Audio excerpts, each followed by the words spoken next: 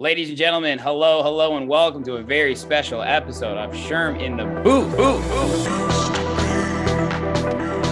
My name is Sherm. You guys are some true Chicagoans for coming out in January. It's snowing outside, it's freezing, and you're at the fucking club at 1 a.m. Boys with the bass, yeah, boys, bass. Who am I talking to right now? You're famous. Free food, free drinks, music, girls. Let's go. Do you like it? Cool. You don't? Goodbye. I'm missing the most important part. Boys with the bass, yeah. We should throw like a crazy bar mitzvah party. This is crazy. Send me stems. I finished it. What's up, guys? How's everyone doing? Just wait, you know it kicks in like 3 to 5 seconds afterward. Yo, what is good, everyone, and welcome back to another brand new episode of Sherm in the Booth. I am, of course, your host, Sherm, and today we have a very special episode that I'm so excited to share. Episode 240 features the incredibly talented Perry Donta'e, creative director and leader of the Pack Drumline. Now, I'd be willing to bet you know who they are, even if you think you don't. They're the official drumline of the Chicago Bulls, the Chicago Sky, and recently are now the drumline for the Colts, and they've been finalists on America's Got Talent. And you know what? They even won over the toughest judge of them all, Simon Cowell, baby. Needless to say, they are a one-of-a-kind group that is changing the entire landscape of what a drumline really is. Perry's individual story is incredible, and we got it all in pretty much from start to finish. What he's doing with the Pack is so dope, and they'll stop at nothing to show the world who they are. I'm extremely inspired by their story and passion. Now, I don't want to tease anything else. Let's get into it right now so you guys can hear his story for yourselves. This is episode 240 with Perry Donta'e. Dante's Old Fashions. I gotta tell you guys, listen, right here, this guy Yeah. brings over his own ingredients. Listen, man. I'm talking a Ziploc bag of sugar. All he asked for is a shot glass and a spoon and some ice. You thought it was something else in that bag, huh? You thought we was gonna have a real good time tonight. Hey, man, you said you're from the burbs. I don't know what the shit's like out there, you know? Listen, hey, I don't know either. This is a family-friendly podcast episode today, all right? man. I'm sure in the we gonna have booth. some fun. I'm kidding, Yeah. bro. Dude, so it is awesome to have you here. I want to say thank you for making the time to come out because you're course. about to go on tour literally tomorrow, you said? Next week. Next week. We rehearsing, finishing the rehearsals up. The prep starts tomorrow. Yeah, I mean it's been going. It's crazy. You know? I mean, are you ever not on tour, like, at this point? it's weird, right? Because like everybody, I feel like lately everybody just claims they're on tour That's true. because they perform a lot. So I would say yes, we always are, but Yeah. no, we're actually getting ready for a humongous, tour with just us, and it's gonna go from October all the way until April. Just you guys? Yeah, just As us. the headliner? Only us on the headline, only us on the bill. We show up, we do a 75-minute show. Yo. Yeah, it's very. I didn't realize that. Oh yeah, nobody. We just started doing it. Yeah. We did the first leg early in the year. It was Okay. amazing. Went to Canada. The people in Canada are fantastic. Like They the are. nicest people They are. you can ever imagine. Yeah. And we realized that there was a niche for this, and the person we work with, Michelle, she's a beast at booking us. And Shout out now- Michelle. Yeah, shout out to Michelle. And now we are on this just long tour. Yeah, so people come, they see all of our videos, and then they can buy tickets, and it's only us 75 minutes. Dude. Sit down in these nice theaters, and everybody, has a good time. Are they going to sit down, though? Are you sure you're going to be able to sit down? See, that's the thing. Are you sure? It's cool because it's an interactive show. So we actually Okay. make you stand up and here and there, Okay. And because of concert, but we bring in a lot of older and a lot of that younger family base. So For it's sure. cool. So they're good at following directions, and they always come to have a good time. Bro, you're really tapping into your own market and creating your own lane here. Like, you can't spit this gum out. Yeah. I don't want to be unprofessional. You're good. Unprofessional. Unprofessional. smacking gum in the. You're good. All right, there we go. Well, you got a drink too. You can't. You Yeah, been yeah. had gum in this whole time? I just put it in. Okay. I don't want my breath to smell on, camera. mic? I feel like people can feel it. They're like, yo, that guy, his breath smells. Really? No. Okay. Well, then let's get you looking off. The ingredients of a rock star is to look good, Yeah. smell good, Yeah. play good. Yo, what I've been saying recently, Deion Sanders, look good, feel good, Yeah. play good. Pay good, Primetime, he's the man. right? Mm-hmm. It's pretty obvious. I love it. Yep. That's what I always say. I agree to that. That's why I get dressed up. I'm sitting in my fucking room right now. Yeah, you know what I mean? You look fly, man. I put some ice on. I put on some basketball shoes. You look good, dog. I love DJing in basketball shoes. You got the Bulls bro. on? I got the Bulls on. I never I'm seen that repping the T-shirt Bulls. before. That's fly. Yeah, the Yeah, I City like that. Edition shit. Yeah. I It's peeped dope. the jewelry and everything. Thank you. Yeah. I always appreciate the accessories. I'm an accessory guy. Bro, come on. Look at your accessories, bro. Yeah, I try. Are those Jordan 1s? These are the is it Reimagined or the Lost and Founds? Those are sick. So Yeah, these see a little dropped, off 2 years color ago. to them. Yeah, they got like the little crunchy in there. Shout out to DJ Illis, turned the whole crew into shoe heads and everything. Oh my God, yeah. it's an addiction. Yeah, I dude. went from wearing Skechers and Reeboks to wearing just Did all you? nice You were wearing Jordans. Skechers? I didn't give a damn. I'll wear some Shacks. I don't. You wearing some Yeah, I Shaqs? used to have the Jordans with the straps on it, like the Latinos used to do. Yeah, Let it be known that Perry Donta'e Yeah. wore Shaqs at one Hey, point. do your history. Go about 4 years ago. You'll see some stuff. Oh, only 4 years ago. Yeah, Okay, all right. I just started getting this swaggy, you know. Illis was like, hey man, you can't be wearing Jordans with straps on it. And I was like, why? And he broke it down. I was like, okay, you got a point there. That's true. He said it's part of the uniform, it's part of the look. You got to look good. And I didn't know any better. I didn't know no better, everybody. Shout out to fucking Illis, Shout out son. to He's a Illis, goddamn man. now I'm a Jordan head with the craziest collection. Right? Yeah, How many you got? Yeah. I got about 50 pairs. I need to calm down. Yeah, but Illis trumps that though. Talk to Illis. Get Illis on the He's podcast. got like 150, doesn't he? No. Talk to Illis. He'll tell you. He'll explain. All it. right, Yeah, all right. I don't want to give out numbers here. He'll let you know. Oh my God. Yeah, this man is like the guru. He might as well make him himself. Hey. Thank you, Illis, for being my personal plug. Thank too, you, by the way. Illis. What are your performing shoes like? What do you wear when you're actually on stage? Always Jordans. Okay. So it depends. Jordan 1s. Yeah. Go out. I pick a color. So if I'm wearing a green jacket, I go green. If I'm red and black, got the red That's and why black. it goes, got right? the Yeah, golds. yeah, Got to go yeah. with the gold. Yeah. Yeah. So that's God. usually my look and stuff. I used to do dress shoes, and then they were very uncomfortable drumming. Dress shoes. Yeah, dress shoes, because I was trying to look good. I'm the black guy in these like professional establishments. I'm at like the performing at the Drake, and I got like Jordans on. I used to feel I was like, man, I can't be wearing these Jordans. I gotta fit in. Yeah. And then my guy told me one day, he was like, man, you're a rock star, man. You wear what you want. Fuck And yeah. the people are always gonna love you for it. I was Yeah. like, you're right. Shout out to And that guy. Yeah. Shout out to DJ D Jones, man. He said you're a rock star. So DJ I D went back. Jones. Yeah, I was just trying to fit in with the dress shoes, and they suck sure. too. Yeah, but you gotta be yourself as an artist, right? Like, Yeah. we gotta stand out. Well, look at you now. Everybody's trying to fit in with you, bro. You are Hey, fucking... listen, I'm just doing my thing, man. You are. And I dress cheap, man. These are some Walmart, Let's cargos. go. The Jordans probably cost the most on here. Yeah. I shop cheap, man. I ain't about to spend all this money. This is a nice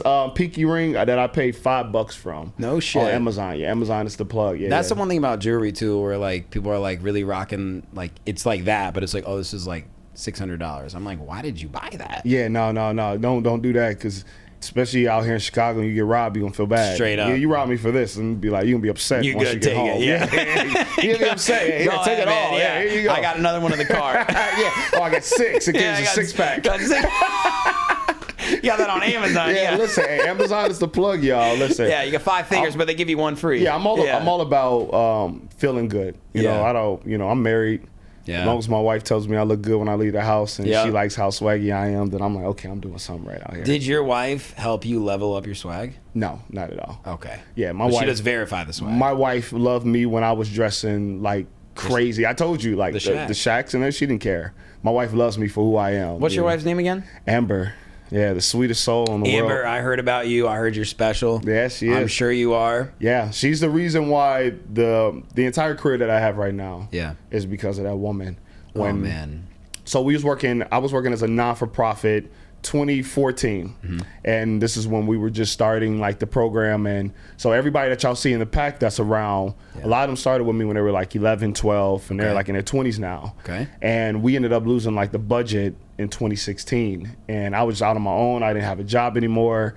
I was unemployed, and I remember just having these nights just breaking down. Like, I don't know what I'm gonna do with the drumline. Shit, like, man. what are we gonna do? And I remember Yeah. going up to her one day. I'm like, I feel like I'm letting you down as a man. And she was like, you know what? All I want you to do is love me and be my husband. She was like, I don't want you. I don't care about the money and all that. She was working. She was getting big money. She's getting paid like 6 figures. So she didn't need the money. She just wanted me to be the man. She was at that time. I was the guy that would go out. She would give me her car just because she wanted to be like taken she just wanted me to take her out. That's And I used to awesome. feel like a bum, like any man, right, at that time. But because of that, like I grinded hard as hell to the point where we are here now. You know, now she can be, you know, she almost at the point she can be a stay-at-home mom. Yeah. This is full time, you know, take care of the bills and everything, and return the favor to her. And you know, that's what it was all about. amazing. She invested in me, you know, and I'm returning the favor. That's so cool because I share a very similar story, Mm-hmm. right? Like we talked about this earlier before we went live.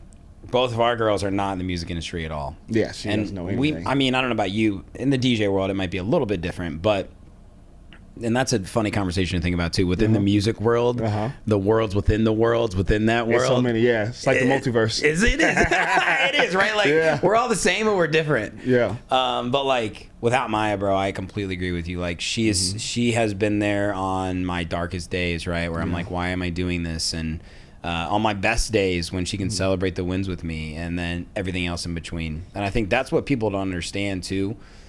Like in a good and bad way, because outside of the music industry, it's hard for her to understand like the feeling of this high we get to be on stage, right? And then even sometimes days later, for me at least, I'm like, when am I gonna get that next like hit? When am I getting the next fix? You know? And then I'm like not in a good mood, and I'm like, I should be so grateful, but it's hard. And she's there to remind me and to be there for me. And That backbone is key. Yeah. That rib, you know. Every man needs that woman in his life. I know. Agreed. Everybody gets diluted with what's going on in society, being this party and stuff. But when you really want to be successful, you can't really name one very successful man that doesn't have like a woman that's been there for a very longevity. So true. It's a business deal. Yeah. You know, our wives and what we go through with them, and they do invest a lot in us. It's and true. it's up to us to return it. But we do need that, because you can't go to your boys for everything. No. Sometimes you need tough love, and you know you can't. Sometimes you got to be vulnerable. Yeah. And, you know, sometimes like Can't do that in front of the homies always. no, what? Yeah. You can't ever. Yeah, no, can't what? No, what? Let my homie come up to me crying and whining about what? You better toughen up, you know? That's what bros are for. But your lady, she's a nurturer, you know? You can have your moment with her. Yeah, That was good. You're right. Yeah. You're right. Yeah, you know, but that's the beauty of it, you know. Right. She understands nurture, and she's not judging you for having your lows, because she's gonna bring you up, and you go get it just like that.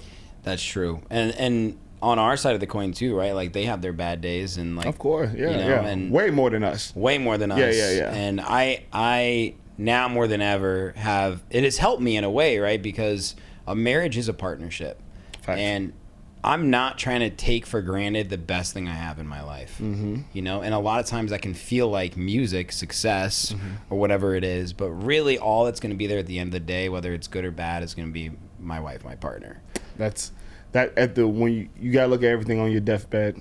Yeah, so true. Well, what's it like having a kid then? Because I have a dog that's like become my world, you know, and this is a fucking dog we're talking about, you know. no. Like sometimes I have to laugh at the situation because Maya and I are like, we love you so much, you know, like, and she softened me up, and I imagine with a kid it must be just crazy to really see like yourself in them and It's wild. share that love. We were the dog parents at first. Okay. We were the people pissing everybody off on the internet, like saying like we understand what it's like to have a kid because we have 2 dogs. We were those people, We right? have 2 dogs. Everybody was mad at us. Yo, long messages, and then now that we have our daughter, we get it. It's like I still feel like raising a dog is a little bit harder sometimes. Really? I can't understand a dog. Dogs That's can't. true. But maybe it's because I'm more committed to the baby. Yeah. But it's the best feeling in the world. I'm an entertainer. Yeah. My wife knows it's my addiction. I can't get enough of it. It's the one thing I've loved more than anything in the world until I had that baby girl. And it's like she took it all. Like she's the sacrifice I'm willing to make for the industry. But I did it at the right time where everything I need to do with this music, I did it. And now this machine that I created, this company is moving like clockwork. Yeah. So I can spend more time with her. I can be patient. I love being a stay-at-home dad and just being there with her. Like today, I haven't done a puzzle since the 90s. I saw that pose, yeah, bro. Pokemon. And the only reason I was able to complete it because I know all the Pokemon, because I'm a geek like that. That's cool. Yeah, That's but, cool. but me and her, we did it right there, just trying to get rid of like TV time and Yeah. trying to be present. She started walking in 9 months. She knows like over like 50 words and stuff at 15 months. Like we try to be very smart. present with her. Yes, she's smart, she's strong, and read to her all the time. Like I wanted to be there. I didn't want to be that dad that was just going all night back with the family. You got to show up. Yeah, then you're looking at her when she's 16 and you're having some regrets and stuff. It's like, no, I'm going to be there right now. Even in the gym. I got in the gym for her. Yeah. About 2 years ago, I was only about $149, $151 wet. I was vegetarian. I wasn't doing anything. And then we went to Las Vegas and just started working out and pumping iron. I found I was having a daughter, and I just went to like Hulk mode and just gradually trying to grow. 180 now and just trying to build even more. Yeah, I was small, man. Yeah, I looked unhealthy. Yeah, I looked like one of them kids in Africa in the commercials. Yeah, I was here. I know. Yeah, it's hard to laugh at, huh? I tried to hold it in a little bit. Did I catch you off guard with that one? Bro, you're fucking built, man. Good for you. I'm trying to be. That shit feels good though, right? It does, man. Yeah. It was a whole lifestyle, putting protein back in my life. And so we ended up, we went to America's Got Talent 2021. We made it to the semifinals. And insane. We didn't go through because we didn't get enough votes. But they loved us so much, they ended up still giving us the offer to have the residency in Las Vegas at the Luxor. Wow. With America's Got Talent superstars. And it was a big opportunity. So me and my wife and half of my team ended up moving out there. And I was down there for about 4 months but she was pregnant at the time. So we had to come back. And then my team is still down there. Mm-hmm. But we had this gym that was literally, it was like a locker room and there was a gym. And every day we was just waking up and, working in the afternoon. Like once we have a residency in Las Vegas, life is kind of sweet. It's just clockwork. You're getting paid good. How many days a week would you perform? We was doing 5 days a week, anywhere from 6 to 9 shows, depending on, So is that what happens when you win America's Got Talent? Like they basically just set you up? Yes, at that time that's what it was. Like when you won, you became the headliner of this America's Got Talent show. That's so sick. But they loved us. We had such a niche to us. They still let us come out. Yeah. And we became better people. Yeah. And the gym was right there. So I was like, yo, let's start working out. Oh, man. Grind time. Yeah, some of the guys in the drumline, they were football players not too long ago before that. So I was like, yo, teach me how to get big, man. Like, I want to be a linebacker. Oh, shit. And it was like, you could probably play corner, but we'll get you there. We'll get you there. So, yeah. But now that I'm back home, it's hard, like, trying to stay consistent, got the baby and everything. Yeah. It's keeping that discipline routine. Like, everything in life right now is about discipline and self-evaluation and making sure that I'm telling myself, like, stay consistent, stay on the grind from being a creator, a father, a husband, a performer, like trying to maneuver all those without going insane. Bro, everything you just said resonates with me on such a deep and profound level because I'm trying to do that same thing.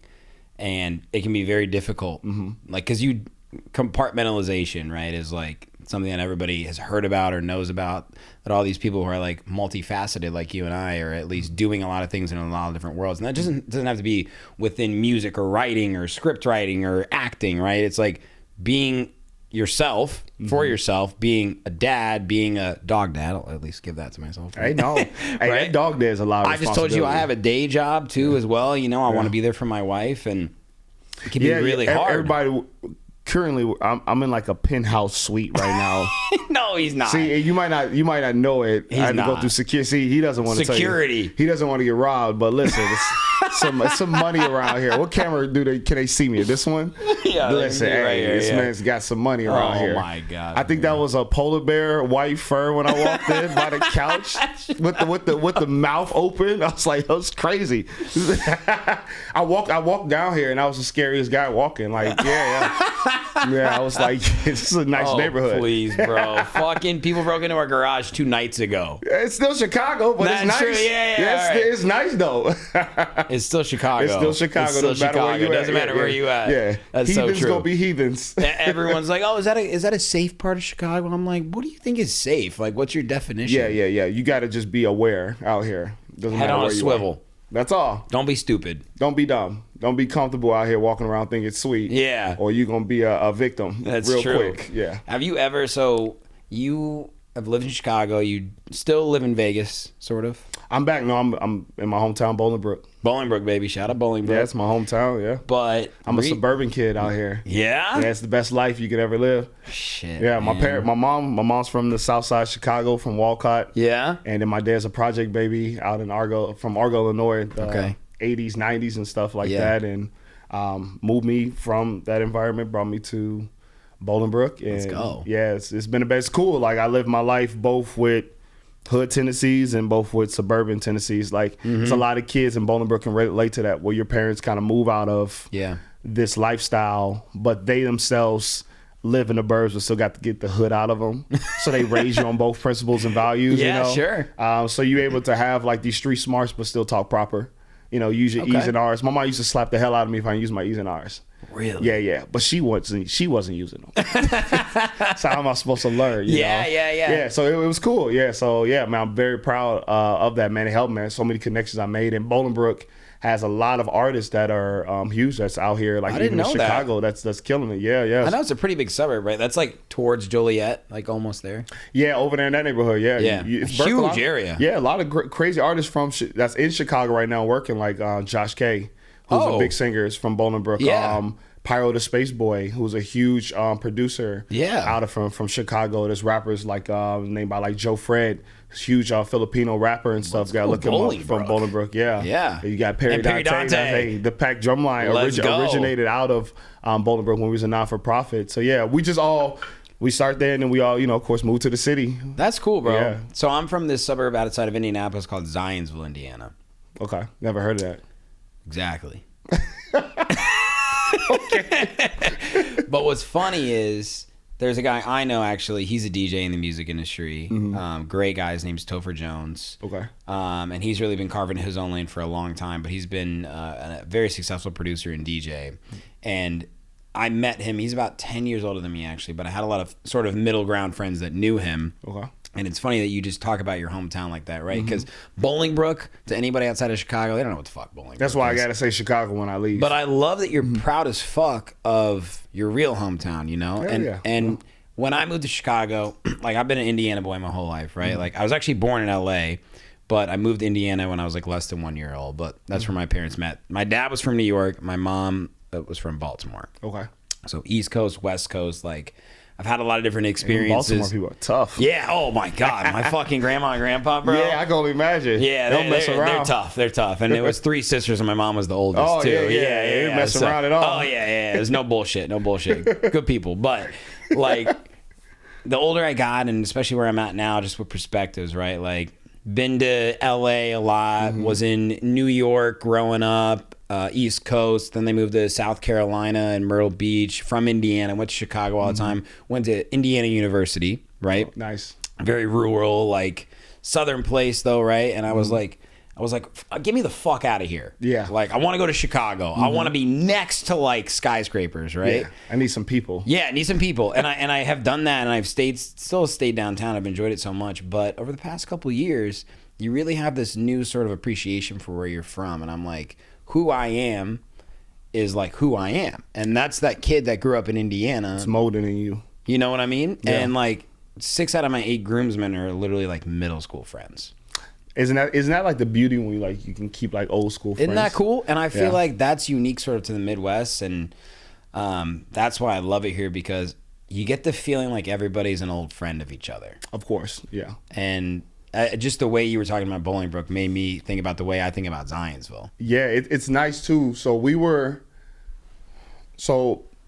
before 14, I grew up most of my life in my dad's town, right? Okay. It's called Argo, Illinois, Summit, Illinois. Yeah, Summit. Yeah. Oh, that is. But back then it was just straight projects, and my family lived all over. So like it was one of those places where in one project building, I had my grandma, my auntie, my cousins, and then like some other family members that were all in like this building. Okay. And it was amazing. So like it was wild, like when you see like the projects and then my mom is like from like Southside Chicago, and then you go out there and you visit, and then you come to the suburbs. It's a big difference, right? Like kids grow up at a different speed.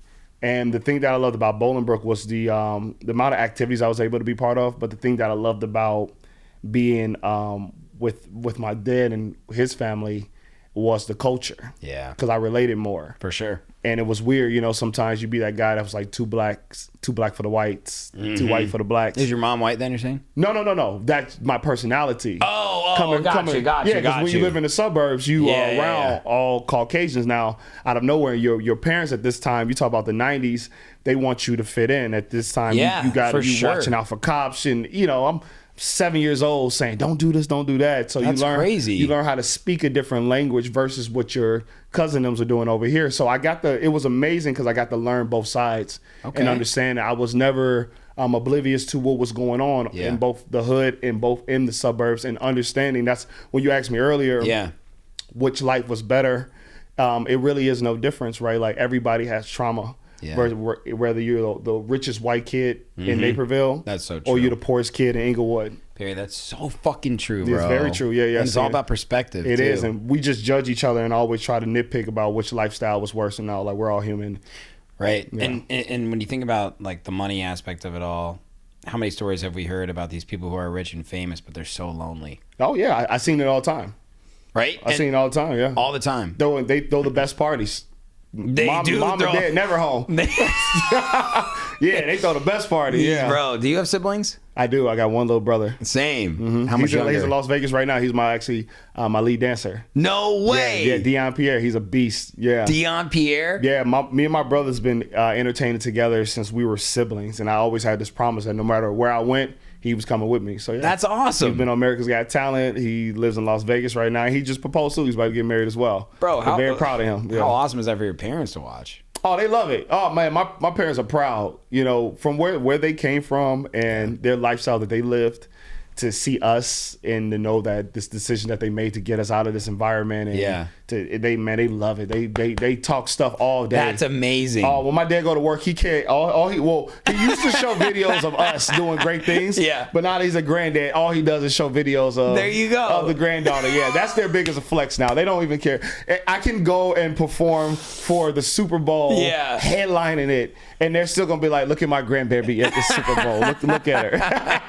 I've lost my parents. Yeah. Oh my god. They are in grandparent mode, but I love seeing it. You know, it's my first time seeing like my dad as an emotional man. My dad didn't hug and he didn't say I loved you. Whoa. But he showed you through how he acted, right? Yeah, like sure. you obviously knew he loved you. Yeah. You know, he just wasn't that guy because his dad wasn't how he was raised. His dad didn't do it. You know, Right. my grandpa was a smooth criminal. You know, out Yeah. here, but to see this different side of him. And my mom, it's like crazy. It's like, where was this when I was a child? Yeah. Who are you people? Wow. Why are y'all so nice? And where did all this money come from? Because you'll buy anything for my kid. Freaking theme park in the backyard now. Oh and my stuff. God. Yeah. I'm like, what's that all about, man? That's funny. I'm like, she's 15 months. I would have appreciated that when I was 10. Yeah, come on, something. Give me something. My parents are parents that would buy you the best electronic toys, but would never give you the batteries. So I would have remote control cars. I would have to just throw. You know, little boys, you just got to make it work. Now all of a sudden there's AA, AAA batteries. We got all types of batteries. The big square batteries with the bolts at the end. Yeah, they got it all. Nice. Yeah, I'm like, okay, grandparent mode is different. That's awesome. I know my mom's gonna be just like that, bro. They can't help it. No, they can't help it. And it's good for them though. They do what they did with us so that they can be grandparents. Well, and that's the best. I'm sure that you love the shit out of your kid and make sure to remind them all the time. Oh right? man, I can't get enough of her. What's it like with the actual like Pack Drumline in terms of like, I mean, your brother's in it, right? But like, you have been with some of these people since they were 11 and 12 years old. Yeah, young. So it's like 10 plus years. Like, how long have you guys been together? So 2013, I dropped out of college. Okay. And I just came back home, and I was just miserable. I was like, yo, I want to be a musician. Yeah. I didn't know how I was going to do it, but I was working with like just different bands. There's an artist in Chicago that's also from Bolingbrook by the name of Nick Carter Green. Okay. And at this time, he was huge. Yeah. I was his drummer. Yeah, I remember that name actually. Yeah, he was huge in Chicago. He was one of the best MCs. I still think he would be the greatest if he came back and made came back to the. I know, yeah, Nick's dope. So, but I was going back and forth from college to Chicago. He was headline House of Blues, Alhambra Palace, these big places at the Whoa. time. And I was like, you know what, I'm gonna drop out and I'm just gonna take a shot at this. And you rock were star. always drumming at this point. I was strictly drumming. I'll go back. I'll tell you about my college drumming. That's, Hell yeah. That's some crazy stuff. Yeah. So ended up drumming for him, and that's pretty much what kind of kicked me off like in Chicago, and kind of lead into like the Chicago lifestyle of like drumming and stuff like from there. It's been a hell of a path though, and then my wife, she's been there like the entire time. My first gig is great. So my first gig It's with amazing. my very first gig I ever had was, I told my wife, I was like, it's gonna be like 500 people there. It's gonna be big. Like, this is what they told me. I'm like, it's sold out. I'm only like 13, right? Like fresh out of dropping out, so I'm gullible. Let's go. And I'm like, yo, I can't wait. It's our first time coming to see me perform. I'm like, I'm about It's gonna to be kill it. I'm popping, about to yeah. kill it. We show up, man. I get there early. Like, it's at this time, I didn't realize, if something says it's at 9, but it really starts at 12. Yeah. It's gonna probably start at 1. Right. So we get there, and I remember performing, and like I'm getting on the drums. It's 2 people there. I'm like, are we about to start? Where's everybody at? Like, Yeah. It's like, no, this is it. And from there, it was cool because the reality check to what I was doing in Chicago, how committed I was. Yeah. But also to my wife, like, supporting me no matter what. Because after that show, she was like, that was the best performance I've ever seen. I'm like, what are you talking about? Wow. There's nobody here. Yeah. She's like, but you killed. I only watched you. I'm like, oh, damn. All right. Well, That's hey, cool. you're a real one. Yeah. But yeah, 2013, I drop out, and I end up getting this call from one of my best friend's moms, and she works at a not-for-profit. And she's like, hey, do you want to come work with me? I'm working with kids in the community and stuff. Like, you're just going to go from elementary school to elementary school. We read stories to the kids, and like we perform the stories. Cool. So I'm like, all right, cool. It was paying really good at the time. Nice. And I was just working at Lowe's, so I was like, I just want to be an entertainer. Yeah, of course. So I get there, and it turns out actually being the worst job ever. Like, the kids are just no. a-holes, man. They're like, shit. kids are like bullies and stuff. Like, little 5th graders at this time was like, just You're just wanna going to hurt come the- up on that soon. it, Yeah. it was rough, yeah. So I was doing a terrible job, right? I'm young, I'm 23 years old. Like, I'm not taking this job serious. You're damn near a 5th grader. Yeah, right. I'm relating to them and stuff. Yeah. We listen to the same music. I let them curse. I'm doing a terrible job. Yeah. So I end up they brought me in the office one day. It was like, hey Perry, we're gonna end up letting you go if you don't bring value to this company. What? Jesus. So I was like, all right, well, what do I got to do? And they was like, well, everybody who worked in this non-for-profit at the time, they all had their own thing. So there was like a Mariachi Matters, there was an after-school girl program, there was an after-school basketball program. Okay. And I just worked and volunteered for all of them, but I got paid well. So they're like, you got to start your own. So this is how I ended up starting a program that was called Street Beat. And 9 of the members that I have now, this is where I met them at. So it was an after-school program for at-risk kids who didn't make the basketball team, kids who didn't make the football team, kind of antisocial kids with ADHD, kids that people didn't really want to work with. That's who I got in. And I worked for a year with them. We ended up getting popular, started performing well. We worked with bucket drums and PVC pipes. Okay. 'Cause we had a sponsor with Home Depot. And we couldn't afford drumsticks, so we literally cut up PVC pipes to make drumsticks. And it was real cheap to do, yeah. Yeah, it's $50 get you a long way at Home Depot, and we used buckets, and that's how we did all our performances. And so then goes into the next year, we ended up losing the name Street Beat because somebody else had the name already. And it was like, if you guys do one more show, we're going to sue you.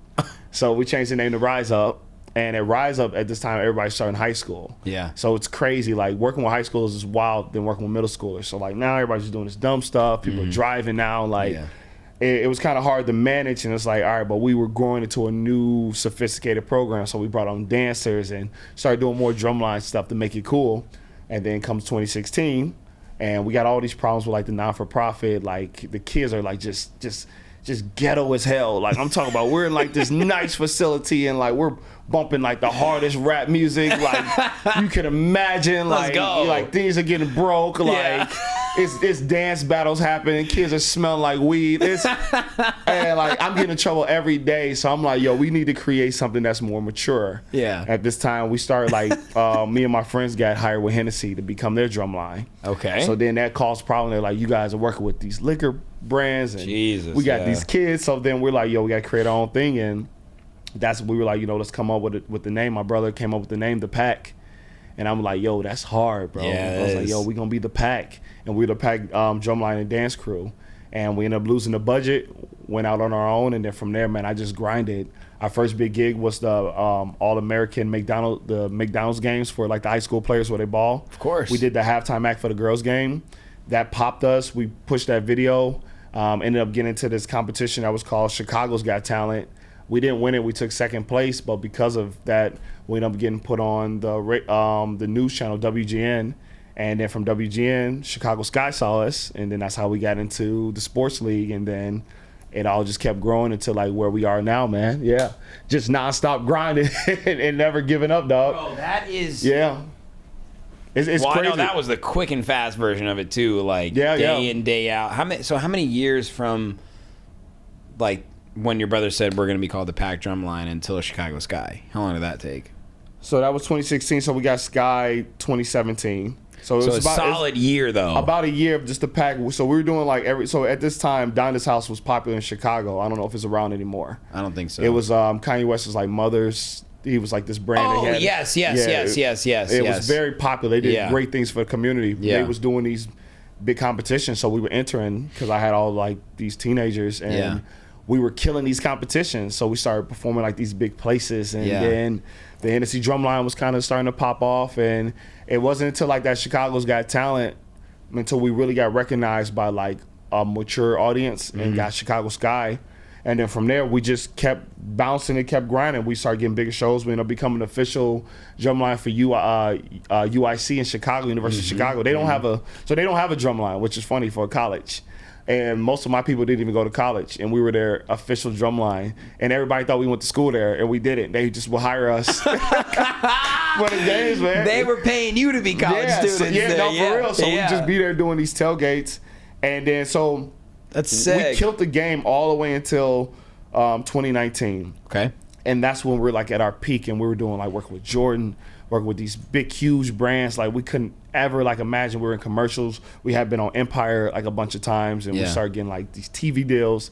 And then 2020 happened, and then also at this time I started like DJing. DJing for me was getting more popular. Yeah. And then COVID happened, and then during COVID, with the drumline, I didn't want to stop, so my DJing was getting popular. Yeah. And I started bringing the drumline on, with us.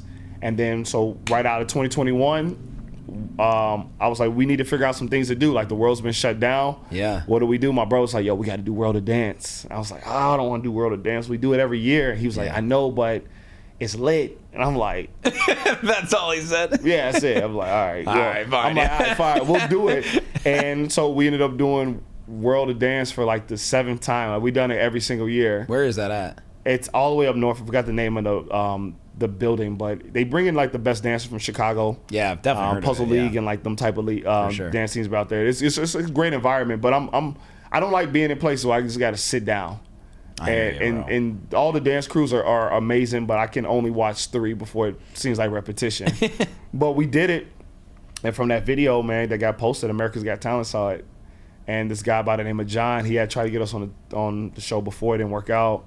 He's like, man, I just saw you guys on a World of Dance. He's like, I want to submit it. And we had tried out for America's Got Talent like 5 times already before this. So I'm like, all right, whatever. Like, I'm just thinking it's like. And you just make a video and submit it to them, basically? Or how does that work? So you either make a video or you have a video that's out there, and then that video can be your audition video. Okay. Yeah, it's just got to be like 90 seconds. But from what they saw was good enough, and I'm just like, he's like, all right, you guys might have to send like a audition tape in. I'm not sending another audition tape in. I'll try this 5 times. I'm just thinking he's BSing me. Totally. So I don't hear from him like for a month, and then he hits us out of blue. It's like, all right, you guys are confirmed for the show. We're gonna fly you guys out to LA. And I'm still thinking like it's some BS. I'm like, to do what? And I'm like, what are we going to LA for? He's like, you guys gonna perform in front of like the judges. And I'm like, what judges? Because if you try out for America's Got Talent, you're in front of like random judges. Yeah. He's like, no, the actual show, like Simon Cowell and Howie Mandel. I'm like, are you serious? So we finally processed it, and we're like, we're really going out here. And yeah, he sent us a flight, and we went on there to audition for America's Got Talent, and from that audition, that changed our lives and that forever. was 2022? 2021. going into 2022. The end of it, yeah. That was. I remember seeing that, bro. Yeah, that changed our lives, man. Just from the conversation that me and Simon had from the beginning to the performance had went very viral. And not everybody who auditions, even if you get all 4 yeses in a standing ovation, you're not guaranteed to get on the show. You have to be selected. Yeah, so like you'll see a lot of acts you go in there and they'll get like standing ovations and the crowd will go crazy, and then you watch the live shows, you'll be like, yo, where are they at? It's the business. Man, it's everything's a business, right? Yeah. Yeah. But we luckily got that call. Bro, that's To amazing. go on there. Yeah, man. It's a wild journey, right? It's hard to put everything that we do because there's so many steps and there's so many sacrifices Have you that we had had the to make chance to to get talk there. about this before, by the way? Like this in this format? To some people, but I don't do podcasts, man. No offense to people podcasts, but I respect how serious you are with yours, so I took it.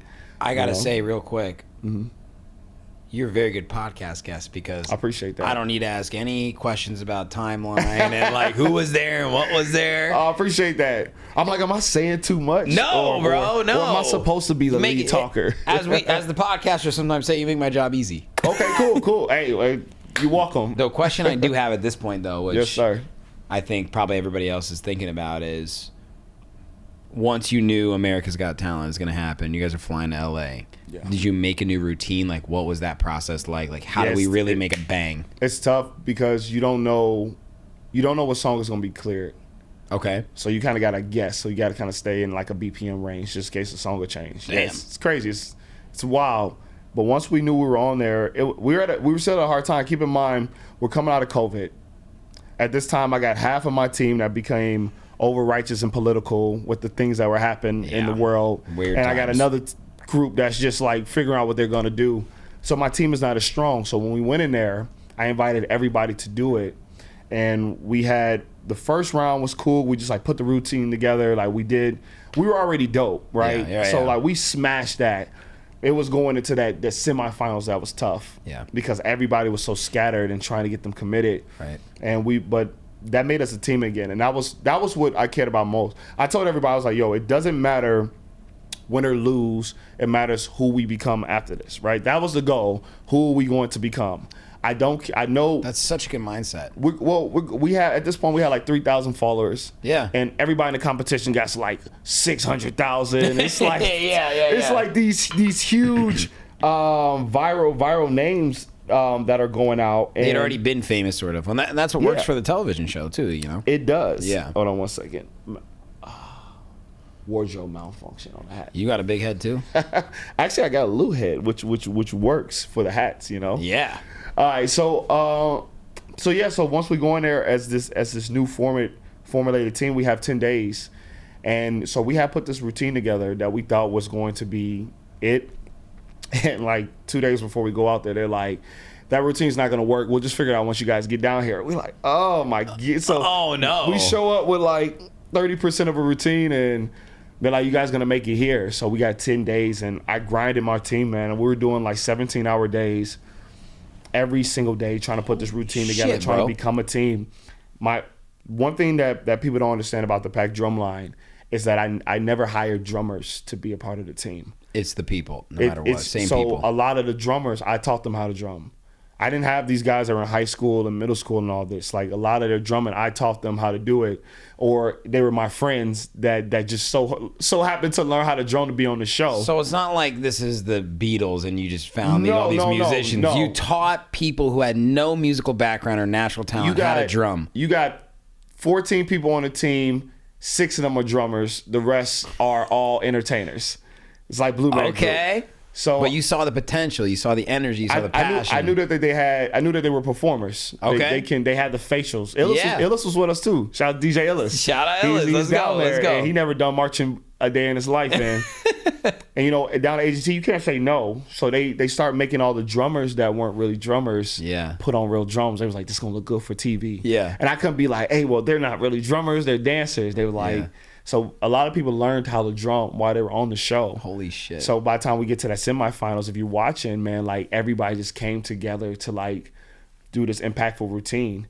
And it just all worked out. And because of that, that's how we got the residency out in Las Vegas. How'd that feel on stage? Like when everybody left the stage, was it just oh, bro, a moment? Tears, dog. Tears. You would have thought that we lost a family member. Dude, that's crazy. We were booing because man, you coming out of COVID, you know, Yeah. there was a point of our careers where you thought it was just over. 100%. Like this is I'm kept now going and I'm going. now officially a Twitch guy. Yeah. You know, you just don't know, and then to be sitting on that stage, and to get all standing ovations, and I was the biggest Simon Cowell fan, like from America's Legend. Man, when he used to chew people out, I used Wow, it sounds like your dad or mom calling you no, out. I just appreciated honesty, man. Yeah, like, for sure. Yeah, and I knew if I got in front of him and I did a great job, Yeah. it was valid. Okay. Because he was the guy that'll rip you a shred, and For sure. every single time, man, he vouched for us, and the words of encouragement that he gave us, man, it was tearful, you know, and you understood that this was a team where I didn't know at this time where I was going to take the Drumline. We out of COVID. There's no gigs out there. There's nothing for us. Like, Right. I'm just looking for anything to do, and here we are, this one moment. And still, even in this moment, you're not guaranteed anything. Yeah. But at least you know, like, all right, there's at least some type of promise that can happen from there. Perry, that's such an awesome story, bro. Appreciate it, like, man. I feel it, bro. Yeah. That's so cool. Yeah, man. It's really special to feel that with a group of people too, That's my family. right? Yeah, you do it with the people you grow up with.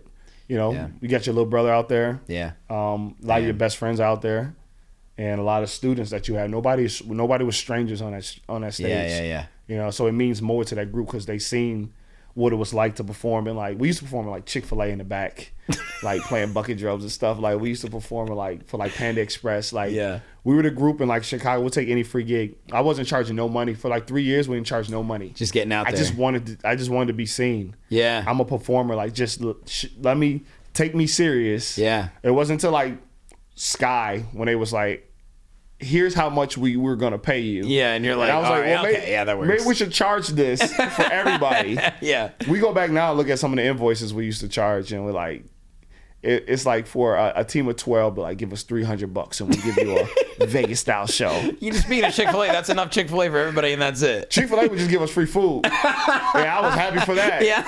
Not even like a year worth, just that day. Don't come back for seconds. You get one meal. One chicken and I was like, sandwich. hey, we working. Chick-fil-A's on the resume. That's all I cared about.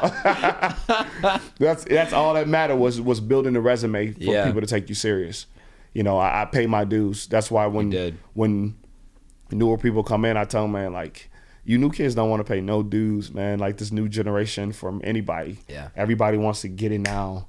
And it's like you have no idea what it's like to struggle with your equipment and like park blocks away and have to make hella stops because you can't get close, and if you park close, they're gonna tow you, and then you gotta argue with the people at the door and stuff because they don't want to let you. It's like I'm here to perform. Is your name on the list? I have a drum set in my hand. Yeah. So what? It's like the struggles we go through, or go through the back door days. You know, like yeah, bro. I have so many stories like that. Adding the guest list and nobody on the guest list can get in. Nobody's on the guest list. Nobody knows who you are all of a sudden. Yeah, man. I had such trouble getting a house gig in Chicago, a true house music gig, right? Because I was ripping open format sets just to kind of get my name out there as well, right? Like, I mean, the Chick-fil-A gigs, damn near, bro. And I was like, I'm a house music DJ. I love house music. I'm a house music producer. Like, I got to get a house gig. And I couldn't because there's a lot of house talent here with not a lot of places to play house music. You're in the Mecca. So I said, fuck it. I'm going to do it on my own. And I threw my own party with my buddy. Come on.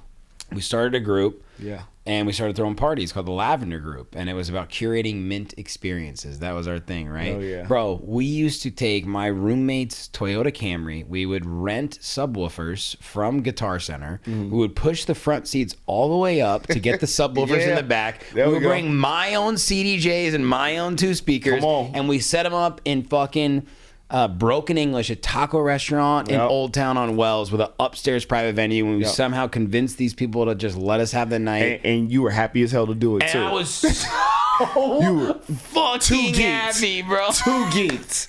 The humbleness in your heart Bro. to just have that moment. I was like so stoked on it, and I was giving homies that like couldn't get the same gigs. Like we were DJing and we were throwing parties, and we still talk about those times, man. And like Respect, dog. you know, and You understand. It makes you appreciate where you are now. And You gotta do it. bro. And we carried those. I broke my fucking knees trying to carry these man. subwoofers up, bro. You know, Just like but did you rock it? yes! Yeah, did you rock it? We rocked it. Here's that's like the worst part is when it's all over and you like, I got to take all this back. Yeah, breaking it down is the worst part And by far. your friends are drunk. Oh, and you're hammered too. Yeah, You have bro. less people than you came with. Yeah, everyone, and the guy that wants to help is way too drunk to even carry the Yeah, speaker.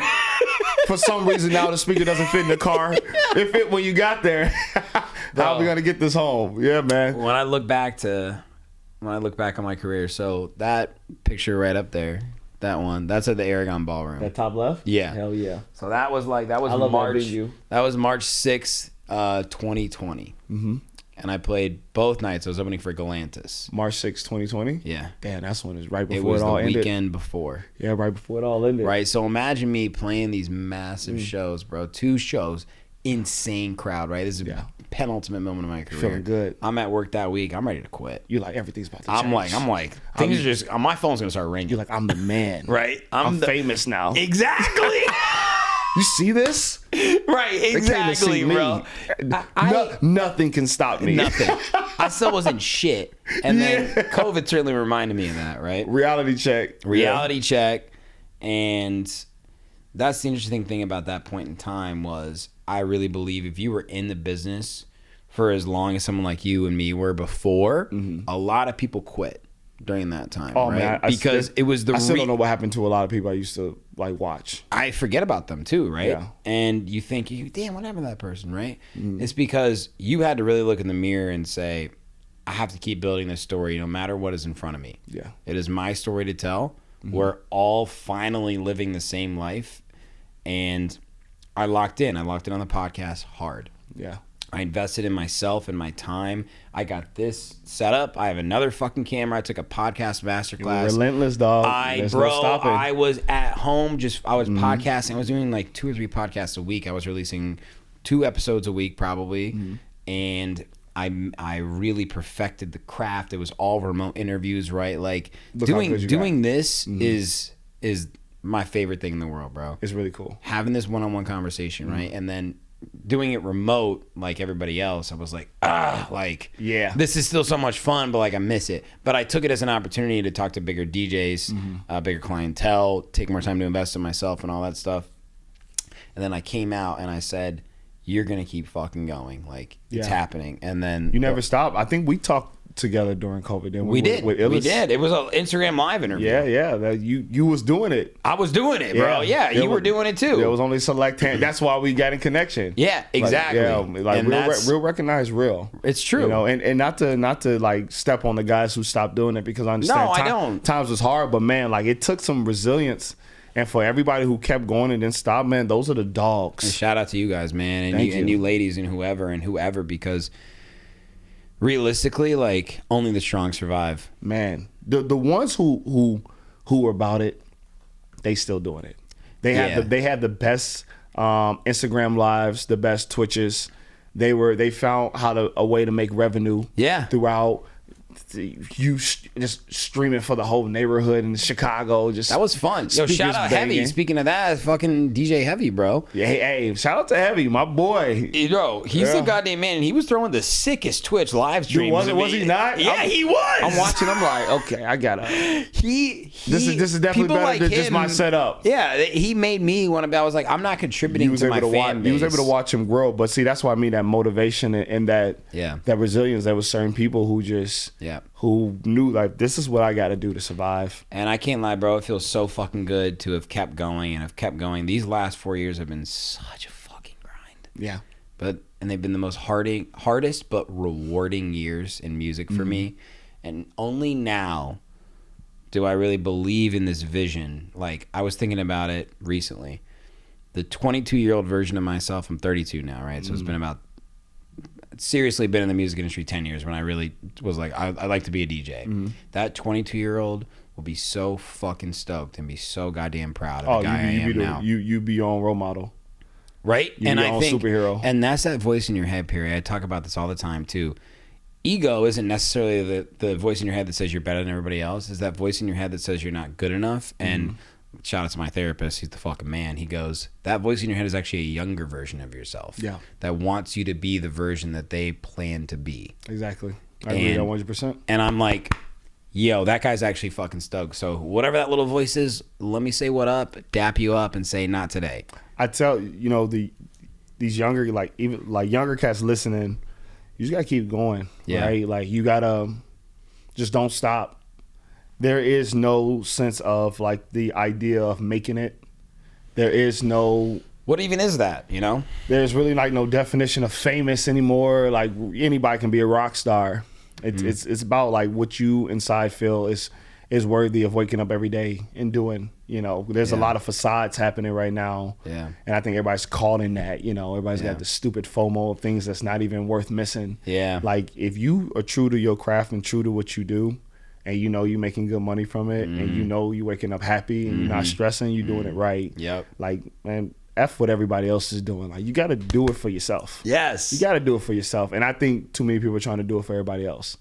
Like take off. That's the beauty about the Drumline too. We don't work based off of Instagram. Our bookings don't come from online and stuff like that. It come from real people and real connections and real networks and going out to word of mouth, bro. Real events. Yeah, because that's still a true thing. We get so caught up in this BS. It's more true than social media. Yeah, like social media is dope and cool, right? Definitely keeps us relevant. Yourself, yeah, of course. You got to keep it. But when you're talking about the things you want to book and the things you want to go to, man, you gotta get out. That's the thing I love about like people like Shireen Illis. Yeah, you know they go out and they support, they meet people, and they do real genuine connections, and that's what you need in the world. People are lazy as hell. Just get on the phone. Just get on the phone and just hit up people and talk and like. Don't even have real conversations, you know. I always say, bro, you got to be out in the fucking streets, literally out there talking to people. Got to do it. Networking, building, like taking the time to reinvest. And have you heard about this conference that I'm doing called Chicago Music Nexus, by the way? No. Okay, so. Is that what it is? Yeah, of course. I fucking laminated that shit, bro. Take a sticker. Oh, you made this? Yeah, oh yeah. Take a sticker. So this is a good ass sticker. With my friend Olivia, we did a podcast maybe like 10 months ago now. And have you ever heard of Amsterdam Dance Event? I have not. So I need to get out of my shell. No, you're good, bro. It's like pretty much exclusively for the dance music space, but it's in Amsterdam and it's a conference, and it's pretty much a week where it's like the entire city of Amsterdam is taken over by labels, by DJs, by influencers, by the conference, right? And you go and you meet these people, and there's panels and there's seminars and there's meet and greets and there's Q&As and all this shit. And I feel like in the United States there was nothing happening like that, especially in Chicago, right? Outside the club, collaboration, one-on-one connections, getting the chance to talk to industry professionals and other people, other peers about like what you're trying to do. And Olivia, who's not a DJ, but she's a podcaster, she used to be a TV reporter. Okay. Very well versed in sort of like the presentation world, I should say, but a huge dance music fan, especially house and techno. Okay. And we said there needs to be something in Chicago where people can meet together and do this experience that I had in Amsterdam over the past 2 years, where I went and I said, holy shit, I'm walking away with connections, I'm walking with ideas, I'm walking away with inspiration, right? And the reason I bring all this up is individually, right? Like it's a selfish world that we live in, because that's just the human nature. Like we think about ourselves, we want to talk, we want to make ourselves happy, right? And it's hard to get out of that because it is just nature. You shouldn't get out of that. And you shouldn't get into that. You need to take care of yourself before you can take care of anybody else. Nobody else is going to take care of y'all. Right? Nobody's going to take care of you. I know we love our wives, but like they're taking care of themselves first too. They have to. But as an artist, particularly in Chicago, in my opinion, we're still an underestimated market for whatever reason, but it's every tour stop that any artist in the world is stopping on. There's so much talent here, bro, from Buck and Bolingbrook to the south side, all the way up to the north side, down to the fucking Harbor Loop, whatever it is, right? If we all really invest in our own careers, then we will really help this entire scene as a whole all grow together. Yeah, and I feel like since COVID, a lot of people who were maybe doing that have been OGs in the game, it's really hard for them to stay in, and they just been contributors internally but not externally, right? To creating a fan base. So what I'm trying to do is reinvigorate that, because there are so many talented individual artists that are not helping each other get better, when if you actually help others, you'll get better yourself, and that's what you're fucking doing with the Pack, bro. Right, so I know this is like a long-winded explanation. No, it's a podcast. It's a podcast. That's true. I know. I feel like, am I talking too much on my own podcast? You guys are literally here to hear us talk. Yeah, you are. That's true. And that's what's so cool about this event that I'm doing is This is major. When is this? November 23rd. You should come if you can. Go to my calendar real quick. It's the November first of its kind in Chicago. We've got some really dope people on here, Where bro. is it at? In the West Loop. That's where we are now. Yeah, not too far from here at Loft Lucio. We November got 23rd. DJ Terry Hunter, Lady D, Danny Deal, 3 OGs of Chicago. We've got Guess who's double booked that day?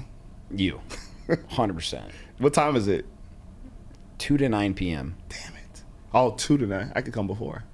Come before. I come early. Yeah, Come yeah, early. yeah. Come early. Yeah, I'm just drumming a little wedding that night. Please, bro. Oh hell yeah! Be Let's put that awesome. in the calendar. People would love to meet you. Oh hell yeah! And like that's I'm such a bro. I'm such an extroverted soul. Yeah, you are. I go places you wouldn't even know I was there. I will hit you up later. I will send you a picture of yourself. Like, bro, I saw you on stage. Great job. Like, why don't you say something to me? Nah. You like you were in it.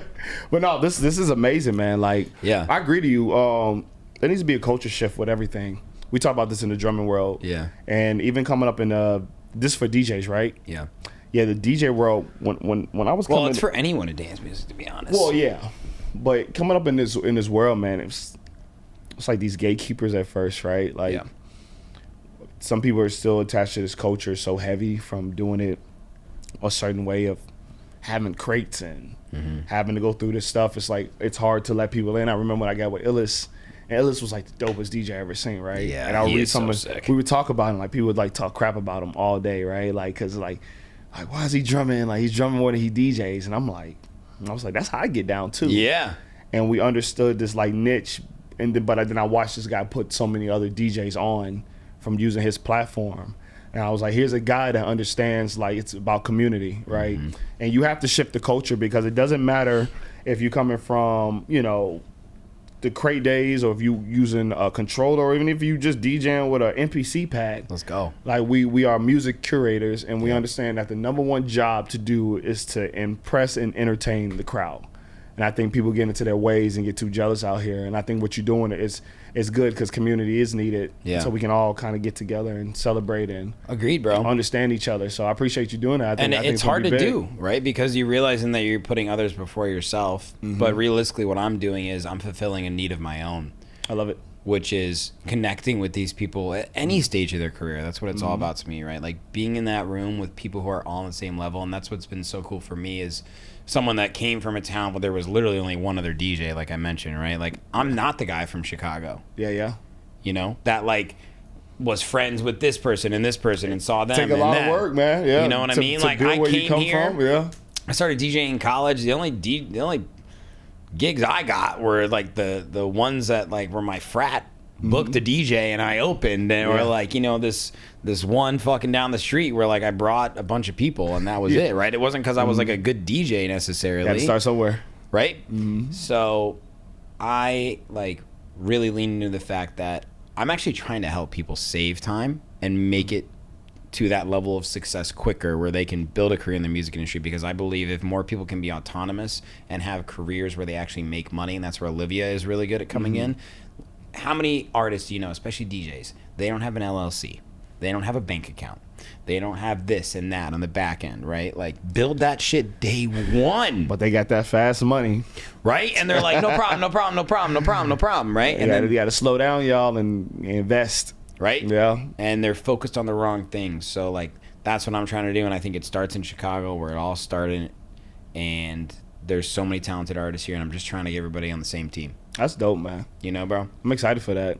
Thank you, man. Let me know. I'll tell all my friends about it too. I'm pretty sure we know probably the same people though. It's such a small scene. It's large, but it's like, oh, okay, everybody. To the fans, it's like, oh my god, it's like this massive Yeah, industry. no, I'm like, literally, like that stage manager has done this. Like When you that, get to that a, DJ when you get to a certain level in Chicago, yeah. everybody, we don't have like that DJ. Yeah. and we don't have that in Chicago. Like Yeah. how certain cities have like the Right. DJ. We don't really have that. We got a bunch of dope DJs, but I feel like we True. have the best. Like I've We seen, do. like coming out of here, like the Boy Geniuses, the Trentinos, the Oh my God. Metros and stuff. We got some sick. Those guys are next level. Oh my God, yeah. They Flip Side and all these people, man. Like you got some beast out here. Beasts. and you know they do a great job, and they're all friendly too, which I love. They are. Yeah. They are. That's what's been really good for me and that's why I love the podcast. I get to have one-on-one conversations with these guys, bro. Yeah, I seen some cool people on this show, man. Like I always love seeing people The best. That I know kind of sit here and And they talk. become homies, bro. Like, Yeah, right. Now I got invited. I can't wait to hang out with you next as soon as this is over. You yeah. invited to the barbecue, dog. Let's go. Yeah, come slide. Yeah, come slide with the homies. You can kick it with us. Yeah, I'll show you what it's like over. We're gonna be like, yo, Perry, like, who's this fucking Jewish guy from Indiana? He, like, Hell won't stop, no, he won't bro. stop talking about the Pacers. No, you ain't gonna be the only Jewish around. I'm from the Birds. What don't you remember? Yeah, that's true. That's I keep me some white boys around. Barrington Yeah. definitely got some Jews out there. Yeah, bro. I'm friends with everybody. I you love know? that, man. In high school, I was an A-winger in Bolingbrook. So that Okay. in the A-wing is where all the creatives was. Yeah. So that's where your band wing was, your choir, A lot of different people. your actors and stuff. I forgot what Yeah. they were called, and then like your cooking class. So like I was friends with the goths. Yeah. And I was friends with the basketball players. Yeah. And the cheerleaders. That's cool. With the weirdos and antisocials. Yeah. I was friends with that kid that will run home like Naruto with his hands behind his back. That was my homie. That was your boy. Yeah, that was my homie, bro. Hey, he gets it. And then we're gonna talk the next day about the episode. Yeah, We were yeah. all Dragon Ball Z people, and you know, we also watched sport. The good thing about Bolingbrook, right, is that you was able to be yourself, as weird as you was. Yeah. I never saw like no bullying, or there wasn't like no, like if you were the top football player, you're like That's the coolest cool, guy man. in the school. Like Yeah. everybody was just being themselves. So Yeah. like the art world, like I love the arts. Like Yeah. it's the best world to be a part of, because you get to get all individuals. Yeah. So bring your Jewish ass over to the barbecue. I'm down, bro. Yeah. I'll Bring be a there. side of something, or bring some good I'm down whiskey. to shake some ass, too. I'm not going to lie. Don't do that. Yeah. No, don't do that. You invited to the barbecue, but there's rules. don't do that. Don't worry, I'm gonna have your back. I'm gonna give you a list of things not to do. All right, Shaking cool, your ass cool. is Yeah, number I'll one. get out of my system before. Yeah, no, it's cool. Now, if you dance with an auntie, then that's the time to do it. Yeah, follow the flow of the crowd. Oh, my God, dude. Yeah, man. We gotta get you out to a show too. I know it. When come you check hit us me up out. and you're like, yo, like I want to do a show with you. I got like a little drum kit I can plug into a mixer, and I immediately, bro, I swear to God, my mind went wild. I Yeah, was we got like, some fun. Musicians hate me for saying this, but I never really enjoy playing with bands. I think it's because I'm lazy. I don't like learning I all the understand music, that. and I don't like being in the back. I'm a show off. DJing is Yeah, I've Quick, always fast, loved and being with a DJ. Yeah. Shout out to I worked with some crazy DJs in Chicago, man. Like DJ CJ Buckets, who's one of the first DJs I worked with. He oh used to go- shit, man! Yeah. I haven't heard that name in a minute. That's my dog, bro. He was the first DJ to do a video with me. Then I worked heavy with DJ Avi Sick, who's Love Avi. Yeah, Love you, me and Avi. Avi's done some crazy work together. DJ Sean Mack, Yeah, of course. we've done some incredible work together. DJ Sax, who was with Ill Ambition back in Yeah, the yeah, days, yeah. man. And and DJ Illis, course. DJ Jay Jones up in the corporate world. I've always been a fan of the DJ. That's why I became one. Yeah. But performing with him, man, it's just this sense. My favorite drummer is Travis Barker. And when Yo. Travis Barker and DJ AM was performing back in the days, I thought that was the greatest thing that had ever hit the That world. was revolutionary, wasn't it? Man, it turned me out. That's all I wanted to even do. think I was like, about I that, need a man. DJ buddy, and that's Yeah. what we're gonna do for the rest of our life. It's gonna be a great DJ, a great drummer, and we're gonna show out. Bro, what about when it's two friends that are friends is DJ? dope. Like, how did that come about, by the way? The Two Friends gig. So I'm cool with a gentleman by the name of Adam Hill. Okay. He's huge and like this. So the drum, like how there's the DJ world, there's the marching drum world. Okay. And Adam's big in that. He's got connections. He used to run the Bulls Drumline. He was part of the Bears back in the days. Sick. And I ended up bringing him along to do America's Got Talent. Okay. Did America's Got Talent together. He got to meet Sheila E. With the Yo. Sheila E. performance and stuff, the collab. Sick. And, from there we created a bond and a friendship. So Where's he from? Adam's from Romeoville. Okay, He used, got to, it. he used to live in Bolingbrook. Chicago. I was gonna say he's got to be Chicago. Yeah, guy, suburban kids out here. Yeah, Yeah, let's go. So he was like, yo, I got to return a favor. So we always talk about like doing Lala and all these things together.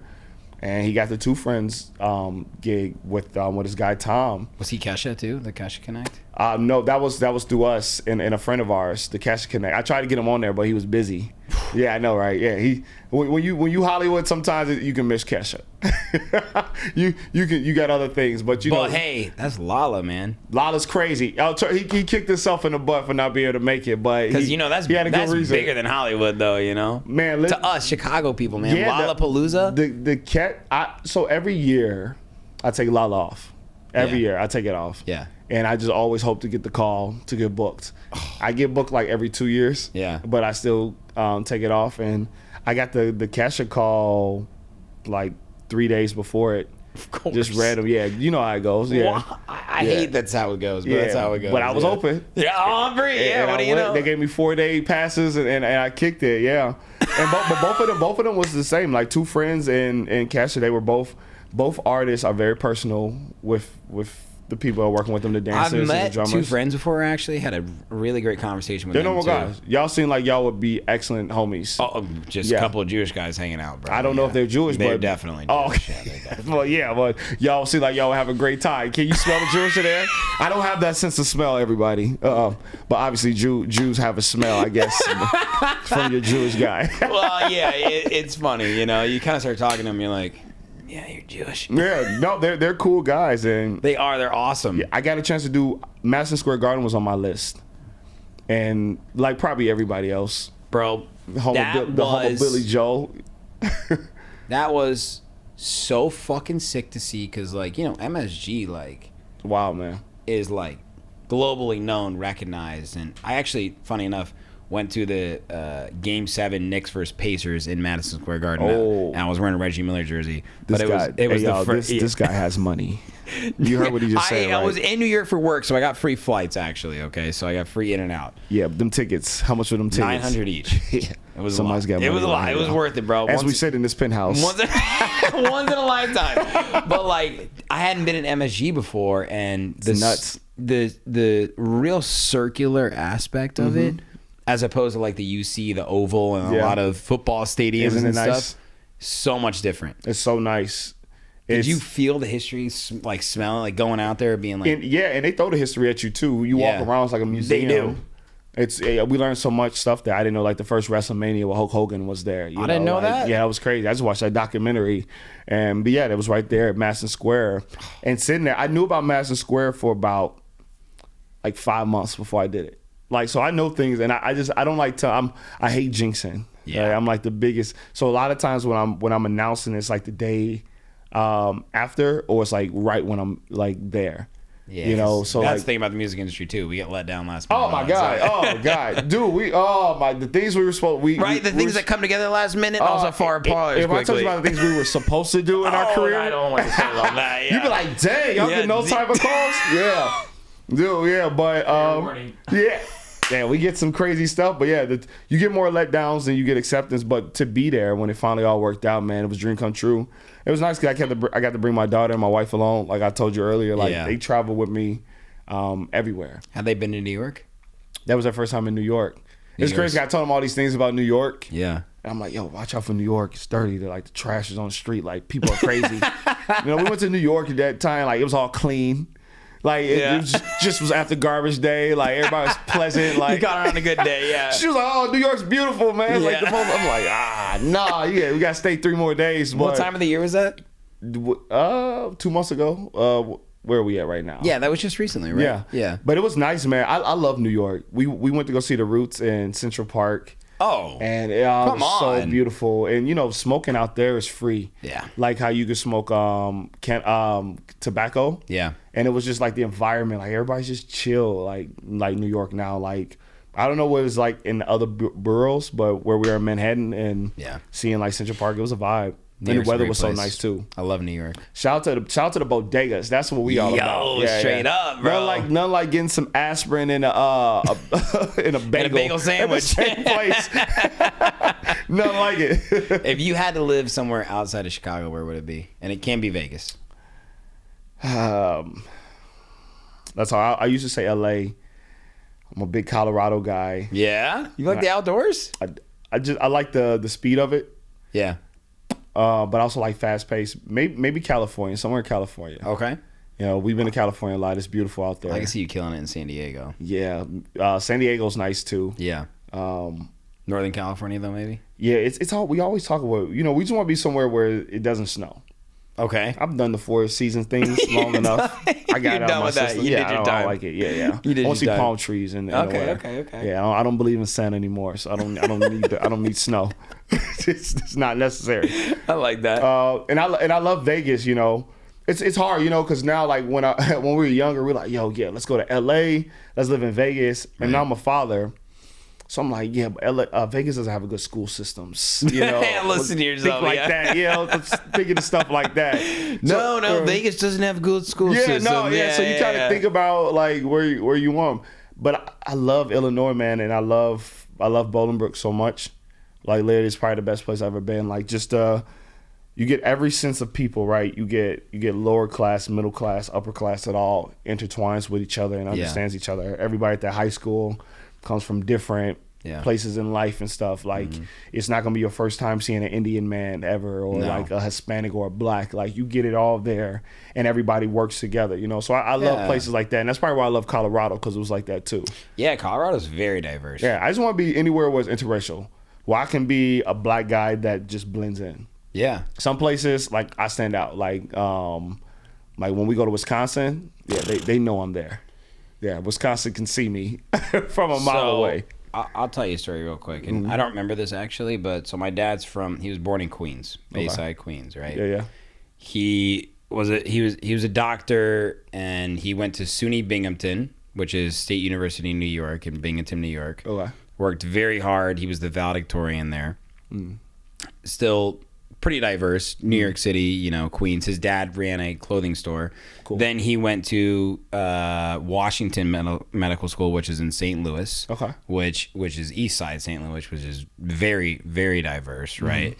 And then he moved to LA, where he actually met my mom at UCLA. And then they moved to Indiana, where my dad got a chance to work in this program. It's a big difference going from UCLA. Right. So he's been all over, right? But this is where he grew up. And when we moved to Indiana, when I moved there, I do remember it a little bit. I was pretty young. I think I was 5. But I was from a town that, dude, it's like 98% white. Yeah. Right? That makes sense. He took me to Southside Indianapolis and literally drove me around. And he said, I want you to know there's other diversities out there. Like, there's other types of people than just the people you're seeing. Yeah. So my mom and dad both raised me with a very, like, I don't want to say woke mindset, but like an open mind, because even in the Jewish world, bro, like there was like 2 Jewish kids in my school, and they're like, one of them was like one of my best friends. You know what I mean? But like, so you got to see the world. I don't relate in the same level, but I do like. I'm really grateful that like my dad especially. You want to know something funny? My mom used to do that too, but she did. She would take you to see white people? No. No. Say no fucking way. Those were easy to find. She would take us. Look, honey. She would drive us around certain neighborhoods. Like, so when we were going to, like, my grandparents, they stayed on the South Side all the way until about 2004. Okay. They moved with us, and then they got their own crib. Okay. So she would drive us around certain neighborhoods in Chicago, and she would take us to like the most poverty like neighborhoods, and show us how grateful we was to be those black kids, to have something different. Damn. And we would be sitting there looking like, yo, this is crazy. Like, look at these kids. Like, look at the corner. Look at the people, the addicts, And, you would see it growing up, but you kind of ignore it, right? Like, when you in a neighborhood, like, you know who the neighborhood addict is. Yeah, it's probably your auntie. It's like whatever. Up. But when you go to a place that you're unfamiliar with and you see how it was, it made me really appreciate where we was from, And being a black kid in the suburbs, sometimes you get tested because you can't be. Everybody wants you to kind of be like part of the culture. Yeah, that's interesting, Perry. Yeah, you gotta be yourself, especially coming from the burbs. And then when you come to Chicago, a lot of these kids, like, they try to imitate what is the culture, and I've done it before. I'm guilty, Man, 2004, 2005, dude, when Lil Jon and them was popping, bro, and I was white t-shirt out, baggy jeans with the headband, with the franchise bro, what? Voice. You couldn't tell me I wasn't no gangster. You couldn't tell me I wasn't the hardest dude on the block. What? Dude, I'm looking at this Atlanta culture. White tee. Well, what? I couldn't wait. And then my dad told me I couldn't wear white tees no more, because he come from a culture where he understood what that was, you know. And I'm like, all right. And you had, your brains don't fully develop to about 25. So we're all Men's, grown. Yeah. So I look back on it all now, and I'm just glad I didn't do nothing too stupid. But it made me appreciate where I was, right? Like, Yeah, man. Like sometimes when you are from the suburbs, you are that black kid, they other kids make it seem like you're missing out on the poverty.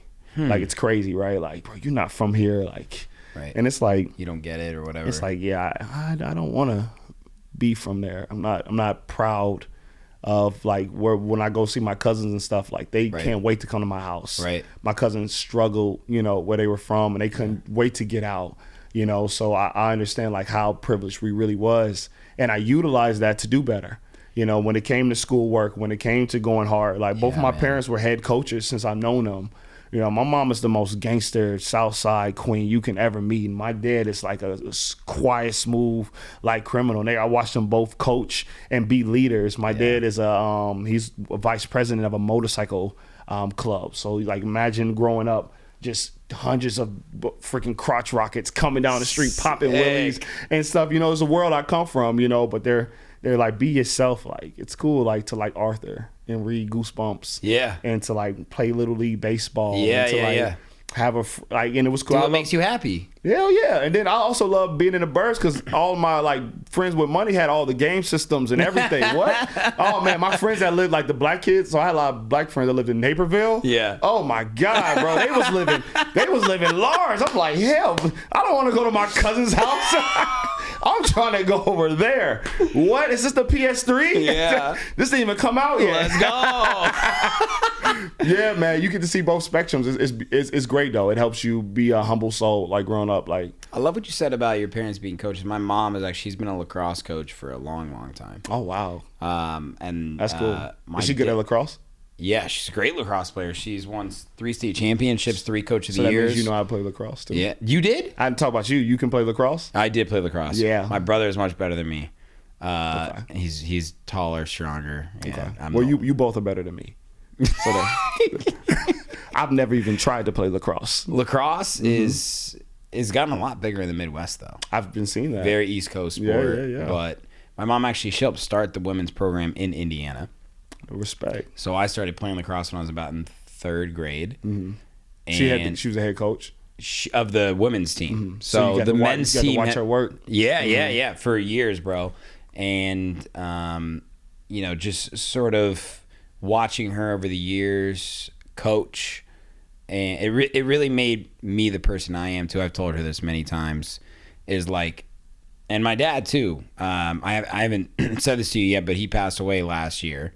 Sorry to hear that. It's all good, man. Yeah. But he was a big leader in his world, right? Mm-hmm. He was, like I said, he was a doctor, and he helped usher on the next generation in a big, big way. So he stayed working at the hospital in an academic fashion. So he was a professor, he was a mentor, he was an advocate, he was a speaker, all these things, right? Like really, like they both were always trying to help. You watch these people, and I watched them work so hard to help others. That explains a lot about why you are so driven the way you are. Then I just know that there's so much more to give when you actually help others that you give to yourself. Then and I always try and like make sure I remind myself, like, I'm not giving to get. I'm giving because that part actually just feels good. If I get nothing in return, that's fine. Yeah, that's just it's who you are. Right. You're a good person. Yeah. Not everybody who's been given that upbringing to be taught them values. I'm lucky, bro, because I could have been brought up like so many fucking douchebags that I know and girls that I knew in middle school and high school, right? Like I was lucky to be in a town that was safe. I was lucky to go to a school where I could get a good education that was a public school. Dude, I was lucky to have a fucking basement. I was lucky to have presents on Christmas. You know people are afraid to say that? Right? People are like afraid to talk about having a great upbringing. They are. People want to relate to struggle so bad, and it's like y'all don't just be happy. Like I said, I wasn't in control of that. We all face some type of trauma sometime in life, and we all have some type of struggle.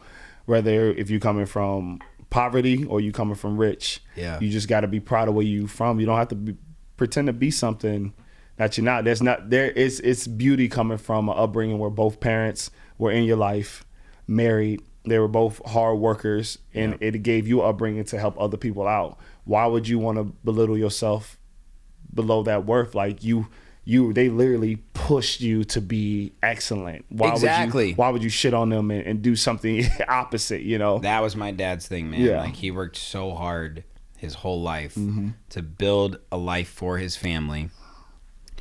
And I'm That's a real man so right there. proud of him for Yeah. the life that he gave me. And it's my job, and it's hilarious because all these things throughout life, right? Like, he worked really hard. A lot of the same things that you mentioned about your dad, like the values, the morals, like working hard, like doing this, doing that. It all adds up over time, but it doesn't make sense when you're a kid, you know, and you never want to hear what your parents have to say. That's why you need coaches. Yeah, exactly. That's why you need coaches. And I was lucky to have good coaches too. But That's not your, and my dad was my coach he was. of basketball and football all the way into high school. And my dad was the best coach like ever to, like, we won so many state championships. No And shit. Like, when we were in middle school, like, my dad was like the man, but he was the worst coach to me. Yeah, bro. Because of my dad, I stopped playing sports. I want him to my- know that. I love drumming, but I was bittersweet. I was like, you know, I can work to try to go to, like, basketball. You know, every black kid wants to play basketball, especially if your dad plays it. And the way he acted towards me, man, I was like, yo, you I tell him this now, like, bro, you sucked as a coach with me, man. But I used to watch you with everybody else and be like, Yeah. hey, That's we're good. winning. That makes sense. I got a lot of trophies in the Yeah. house and games I didn't play in. Hey. You got closer to the Bulls than he ever could, though. Hey, listen, hey, Yeah. and you know what? The beauty of it, both of my parents stopped going to school to push being parents, right? They got married. I was in their wedding when I was like 3-4 years old. Okay. Like, they made sure they made a commitment to each other. That's and they amazing. sacrificed all their dreams Yeah. to take care of me. Yeah. And till my brother came and take care of him. So, like, everything I do now, I feel like it's them kind of like living their dreams, and it's like rewarding to them. Like, every time we do something big, it's like all them sacrifices that they made, it was worth it. Yeah. Because now they get to, because that's like the best thing, right? You want to see your kids Yeah. do better than you did in life.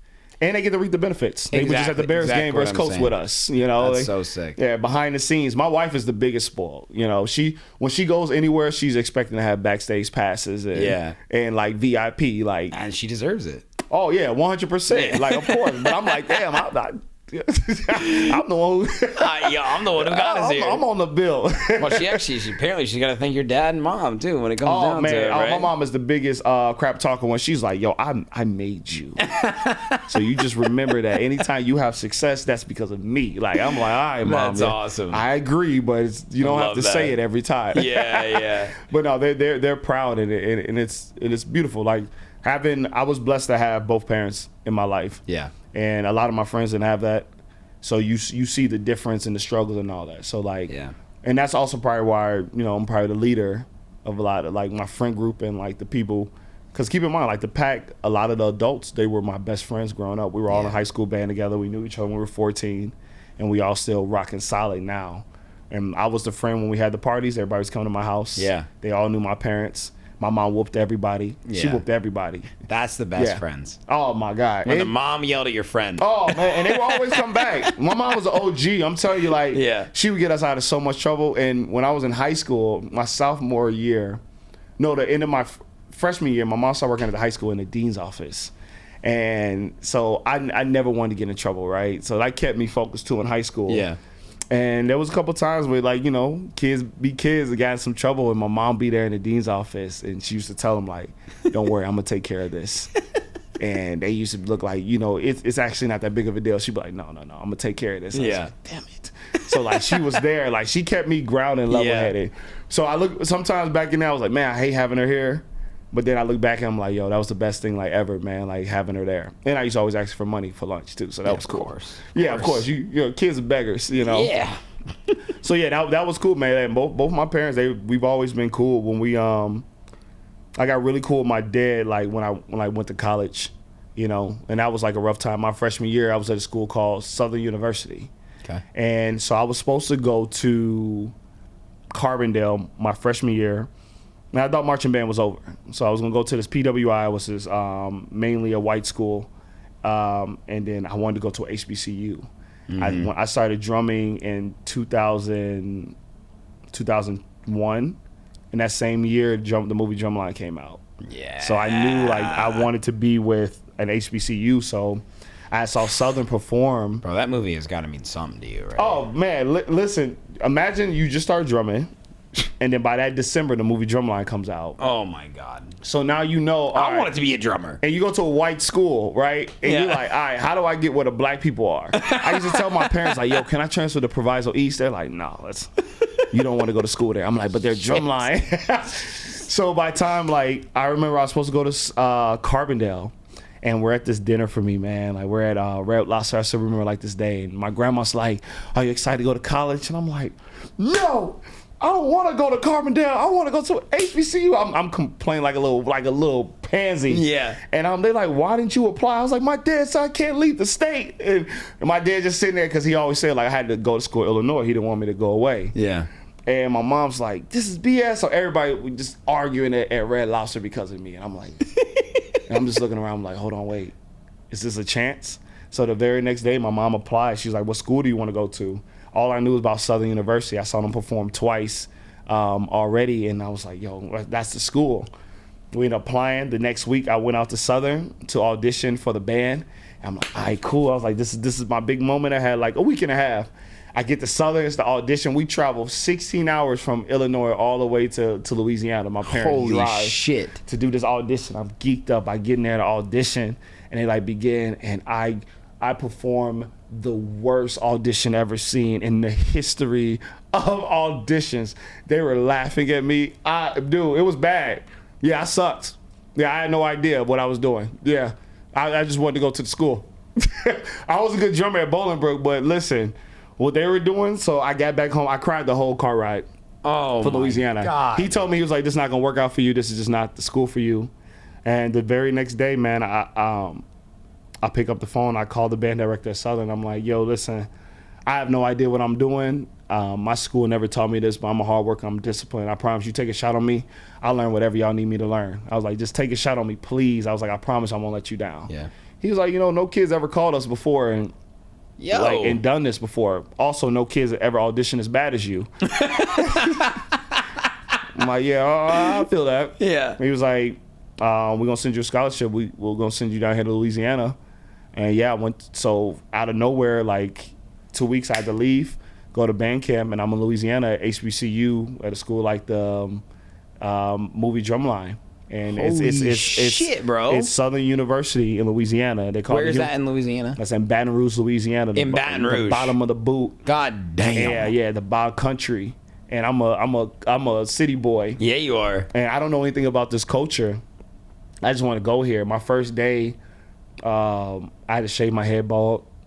I'm talking about bald, like MJ bald. Like the only thing I was able to keep was my eyebrows. And Is that a requirement? it's called crabbing. Yeah, Okay. if you go watch some documentaries like Q's and all that, and some people shave. It was an old culture back. I'm pretty sure they don't do it now. They call it hazing, but at the end of at the time where I was at, early 2000s, mid 2000s, Damn. hazing wasn't like popular. There was no cell phones, so like Yeah. So you can do when whatever the fuck you want. yeah, I went down there. I had to wear high socks. I wasn't able to walk on grass. It was crazy, man. And I had to learn a new style of drumming that I've never learned before. But I was resilient. Is it called something? It was just it's just HBCU Okay. style. You know, it's a culture that they play. I was used to playing core style, and now I'm playing like this loose style. Okay. So for the first, like the movie. exactly like Yeah. dancing and stuff. Yeah. I'm not wearing a harness no more. I'm wearing a strap drum on one leg, so I can't keep the drum from moving around. I look terrible down there. People's making fun of me. So that's what was so different about it. It was a lot. It's just the whole culture. Yeah. You going from performing at a white school your whole life to all of a sudden like That's really the interesting, South. bro. Yeah. And you've been black your whole life, but Right. you ain't never been this black. You ain't never been this black. So we get in. I had to learn a lot. They had to break a lot of things in me. In the first 2 months, I wasn't allowed to even be on the drum. I used to have to face the wall opposite. I wasn't able to look at the band when they played, and I wasn't able to touch the drum. So they gave me a chair. I performed this chair opposite the band for 2 months, and I had to make a decision. I was like, man, I really want to be in this band. So I stopped going to class. I was in that band room every single day, like 9 a.m. until it started. I was putting more hours than anybody. Were you not a music major? I just wanted to march. I sucked at music. I didn't know how to play keyboard, nothing like that. I didn't know any notes. Yeah, I was just Bro, you're just a fucking drummer. I just wanted to entertain. Yes. Yeah. So yeah, they finally started noticing me, like working hard, and I finally learned the culture. Yeah. And then the last 2 months, I marched all the way into the main battle, and I was one of the main drummers. And I passed over, and once that year was over with Southern University, I lived my dream at HBCU, and I came back home. I only wanted to do it one year. I just wanted to do it. You did it. I did it, and that was it. How much did you learn from that experience? Everything that I do now with the drumline, the style that you see, it's a mix between the white schools and the black schools. Okay. But the HBCU showed me the grind. It showed me what camaraderie was. Okay. Was that ever before you met any of the crew now? They didn't even know me. The only person, so my brother Twan and like the people who was in high school band with me. Yeah. There's about 5 of them guys. They knew me, but none of them ever knew, what I went through out there. Only people who are in like a top HBCU band and maybe the culture of pledging will ever understand, what that's like. But just know you got to be a dog, and it's when you really love something, you turn a blind eye to a lot of things that's going on. Yeah. And I appreciate every moment that I have. Yeah. Out there. I'm sure the culture's changed now because it was terrible when we was down there. We were supposed to do the inauguration, man. And we got kicked out of the inauguration 2000. So keep in mind, I went to school 2008. Guess who got elected in 2008? Obama.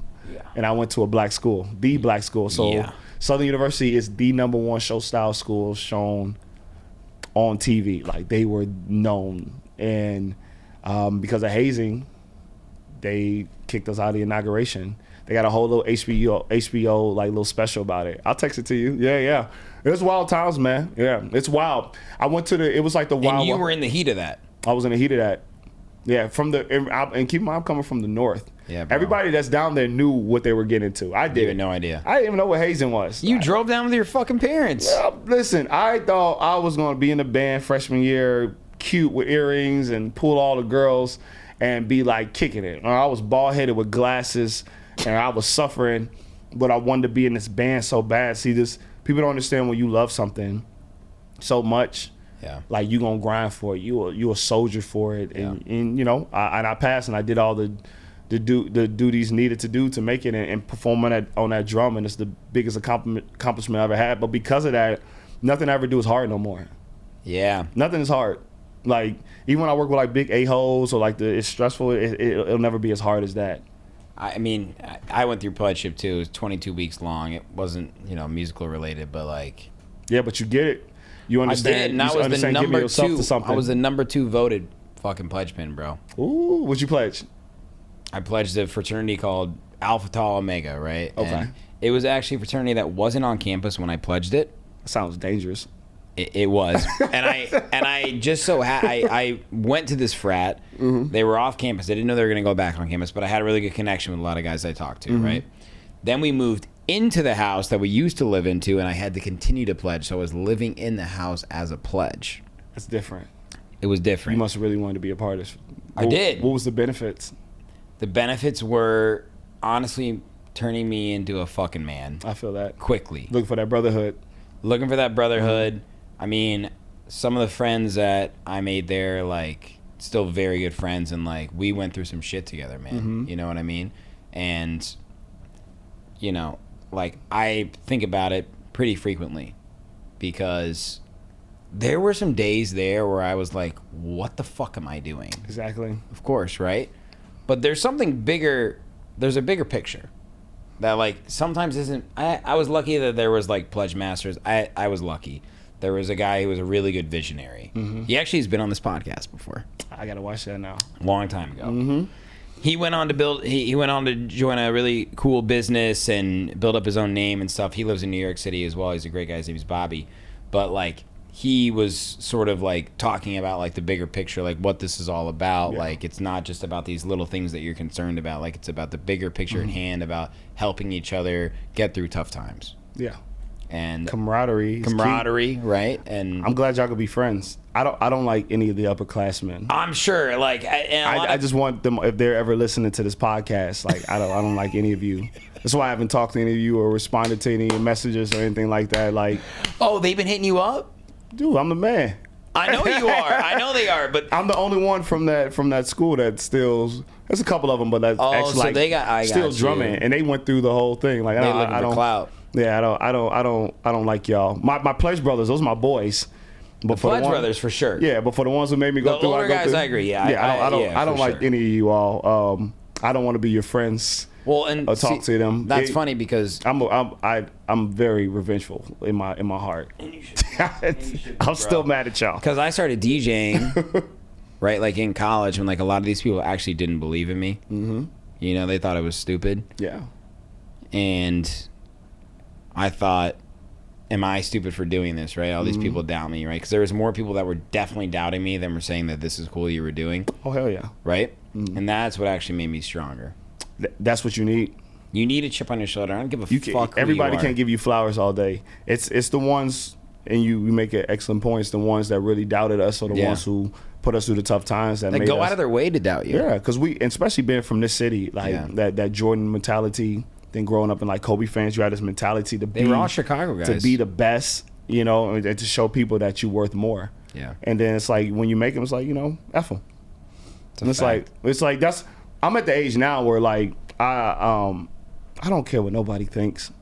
You know, there's a lot of people, especially what we do at the platform we're at in the drumming world, that looks at us like we're not worthy. We're not doing what real drummers are doing. We're not playing the way that they play. We don't look the way that they look.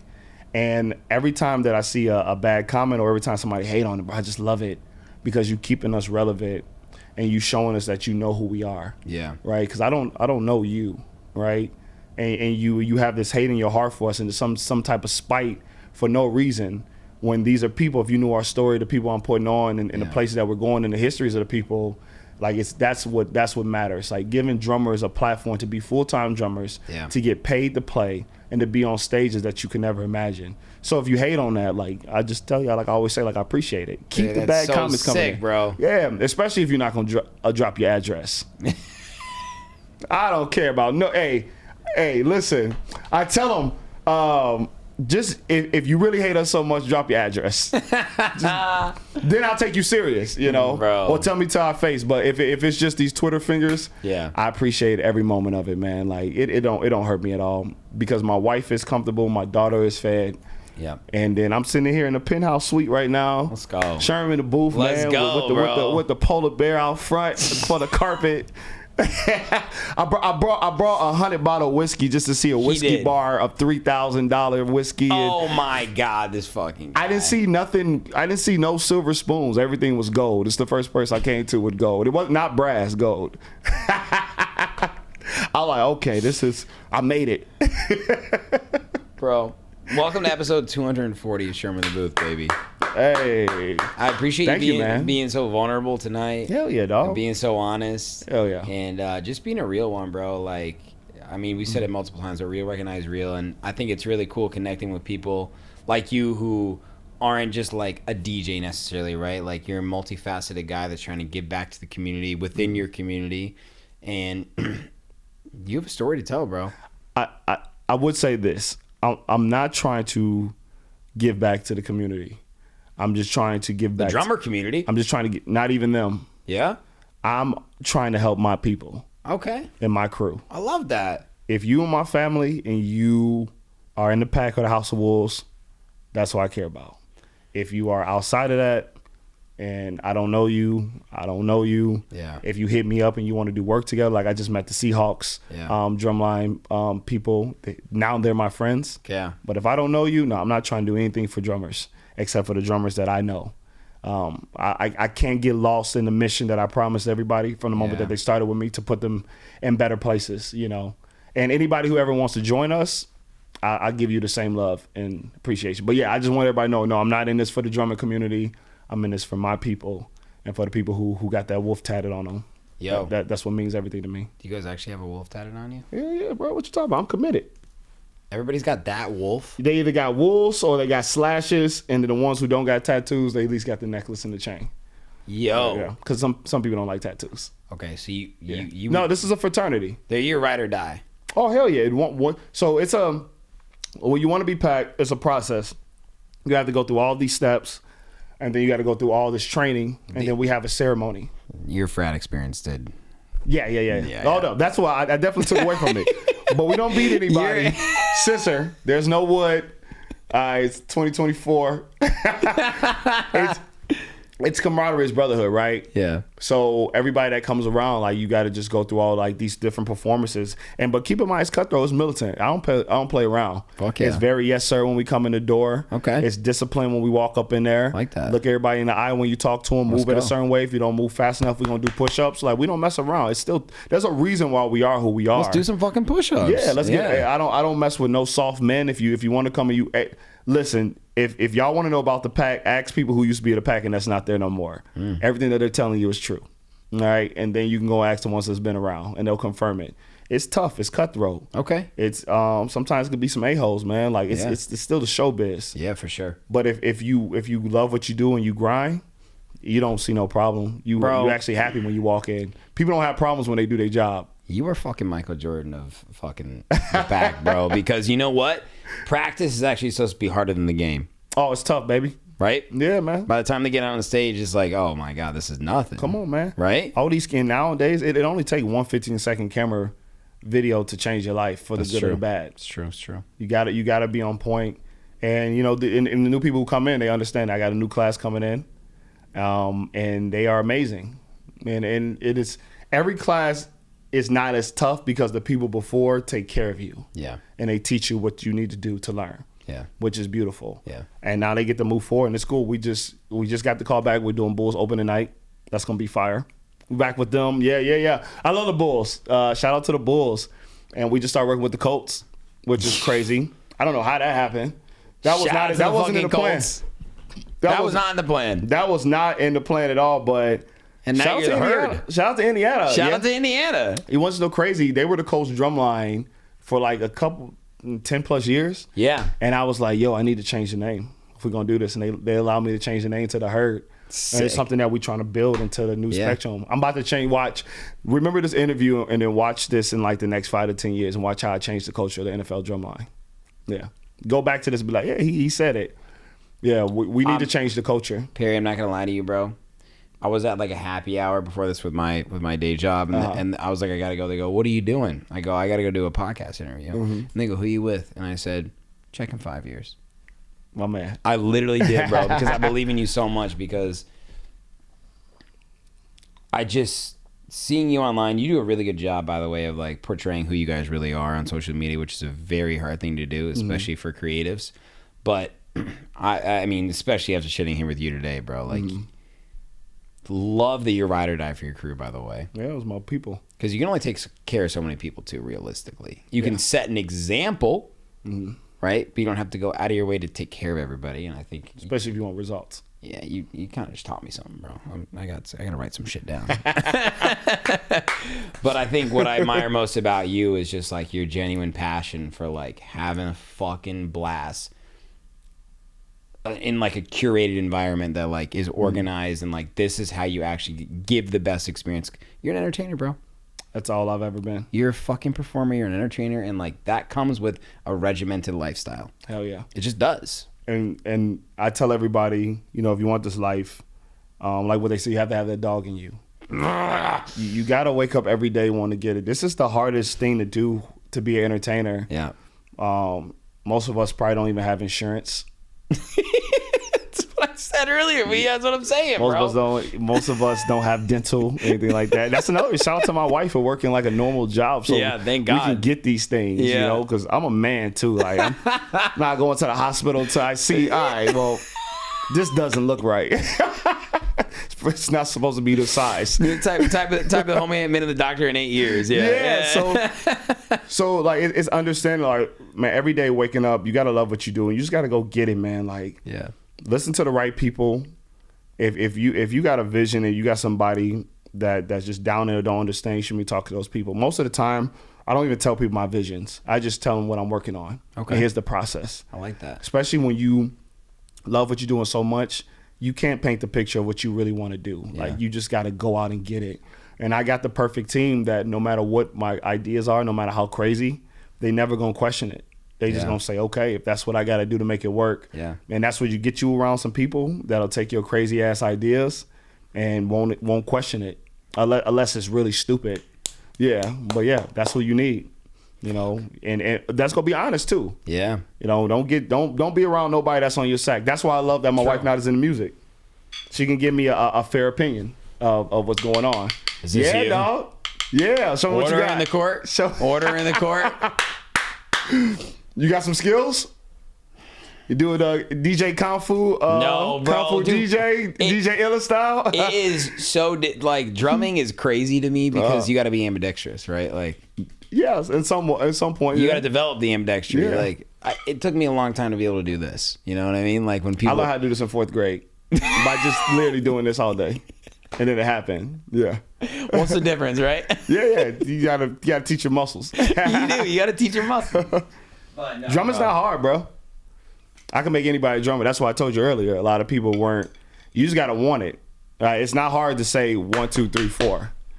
That's all drumming is. Yeah, you're not getting on a piano trying to remember notes and That's stuff true. like that. I guess you're hitting the same shit the whole That's time. it. Right? You just need to learn some posture, which you'll get over time. But once you learn a beat, especially if you can. Look at that. Look at that. Look at that. See? Now you do that for a year and you just go constantly grow that beat and constantly grow your skills and everything. Drumming is easy, man. Drumming is easy. It's playing in pocket behind bands that get like really difficult and like the art of it. But to like do what we do, it's not. But tough. also the drummers are the ones who define the whole groove and the tempo the entire time.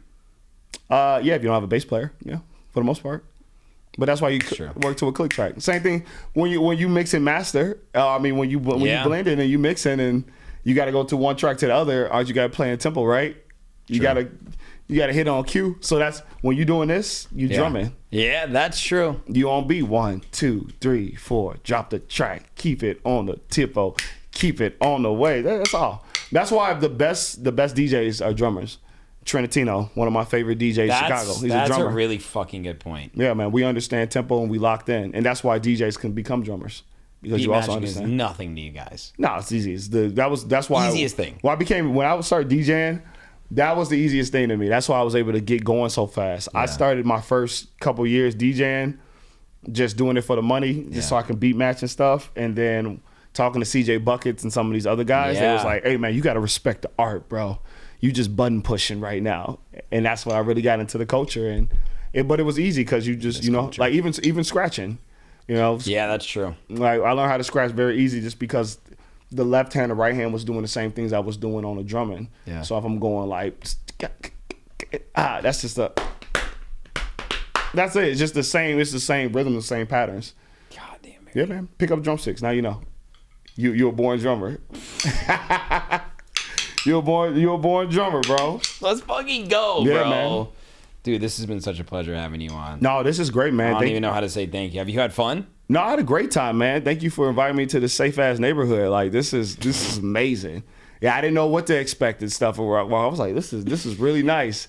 The hospitality's been nice. He took me out to the balcony. I could tell he probably does this with everybody. He's like, my God. He's like, let me show you the balcony. I'm about to take you out to the balcony again. And I'm like, you're gonna smoke some of my shit. Of course. Why would I not? All right. What's in it?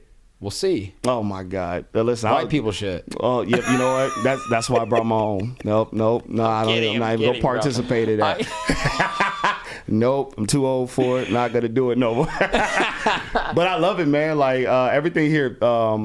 Yes. Cheers to you, bro. This podcast Cheers that to you you, have Perry. is amazing. Thank you, man. You're a great man. The conversation has been great. Yep. Thank you for being polite, not overdoing it, not being a spaz and having real conversation. Absolutely. I hope people can get something from this. Yeah, and me I hope too. people continue to watch you and continue to grow. And then Thank you, bro. Hopefully next time they see us together, we'll be rocking some shit on stage. Big time shit only, bro. Yeah, man. Hey, it's and only if a matter of anybody who time. made it to the end of this, thank you for listening. Oh, they made it. They did. How could you stop listening to that? they That's a made really it. good point. Yeah, if they didn't make it, then they probably don't even read. They lost out. They probably don't read in life and Yeah. have short attention spans. You know what I'm gonna do? I'm gonna clip the end of this episode and be like, for anybody that made it, be like, oh, they made it. PSA. If you didn't make it, you probably don't read We talked books and about grassroots probably marketing a lot, dropped but out of high also- school if you didn't finish the end of this. We gotta. It's a pretty long podcast. They're gonna drop out of college, or they're gonna drop out of high school, or they're gonna drop out of something. Hey, shout out to the dropouts though. Shout out Shout to out the to the dropouts that made it. And shout out to the dropouts that went back. Y'all are the real ones. Let's go. Yeah, man. I had a great time though. This has beautiful, dog. Thank you so much, man. I appreciate you. Man, do I love Sherm in the booth. Oh, hey, I think you do too. Hope you enjoyed that piece of content. If you're looking for more, make sure to go to my YouTube channel and hit that subscribe button and turn on all notifications so you don't miss any upcoming Sherm in the Booth interviews, live sets, new music, exclusive artist interviews, Sherm's Word, sub-pack reviews, and more. This is your one-stop shop for everything entertainment. Cheers.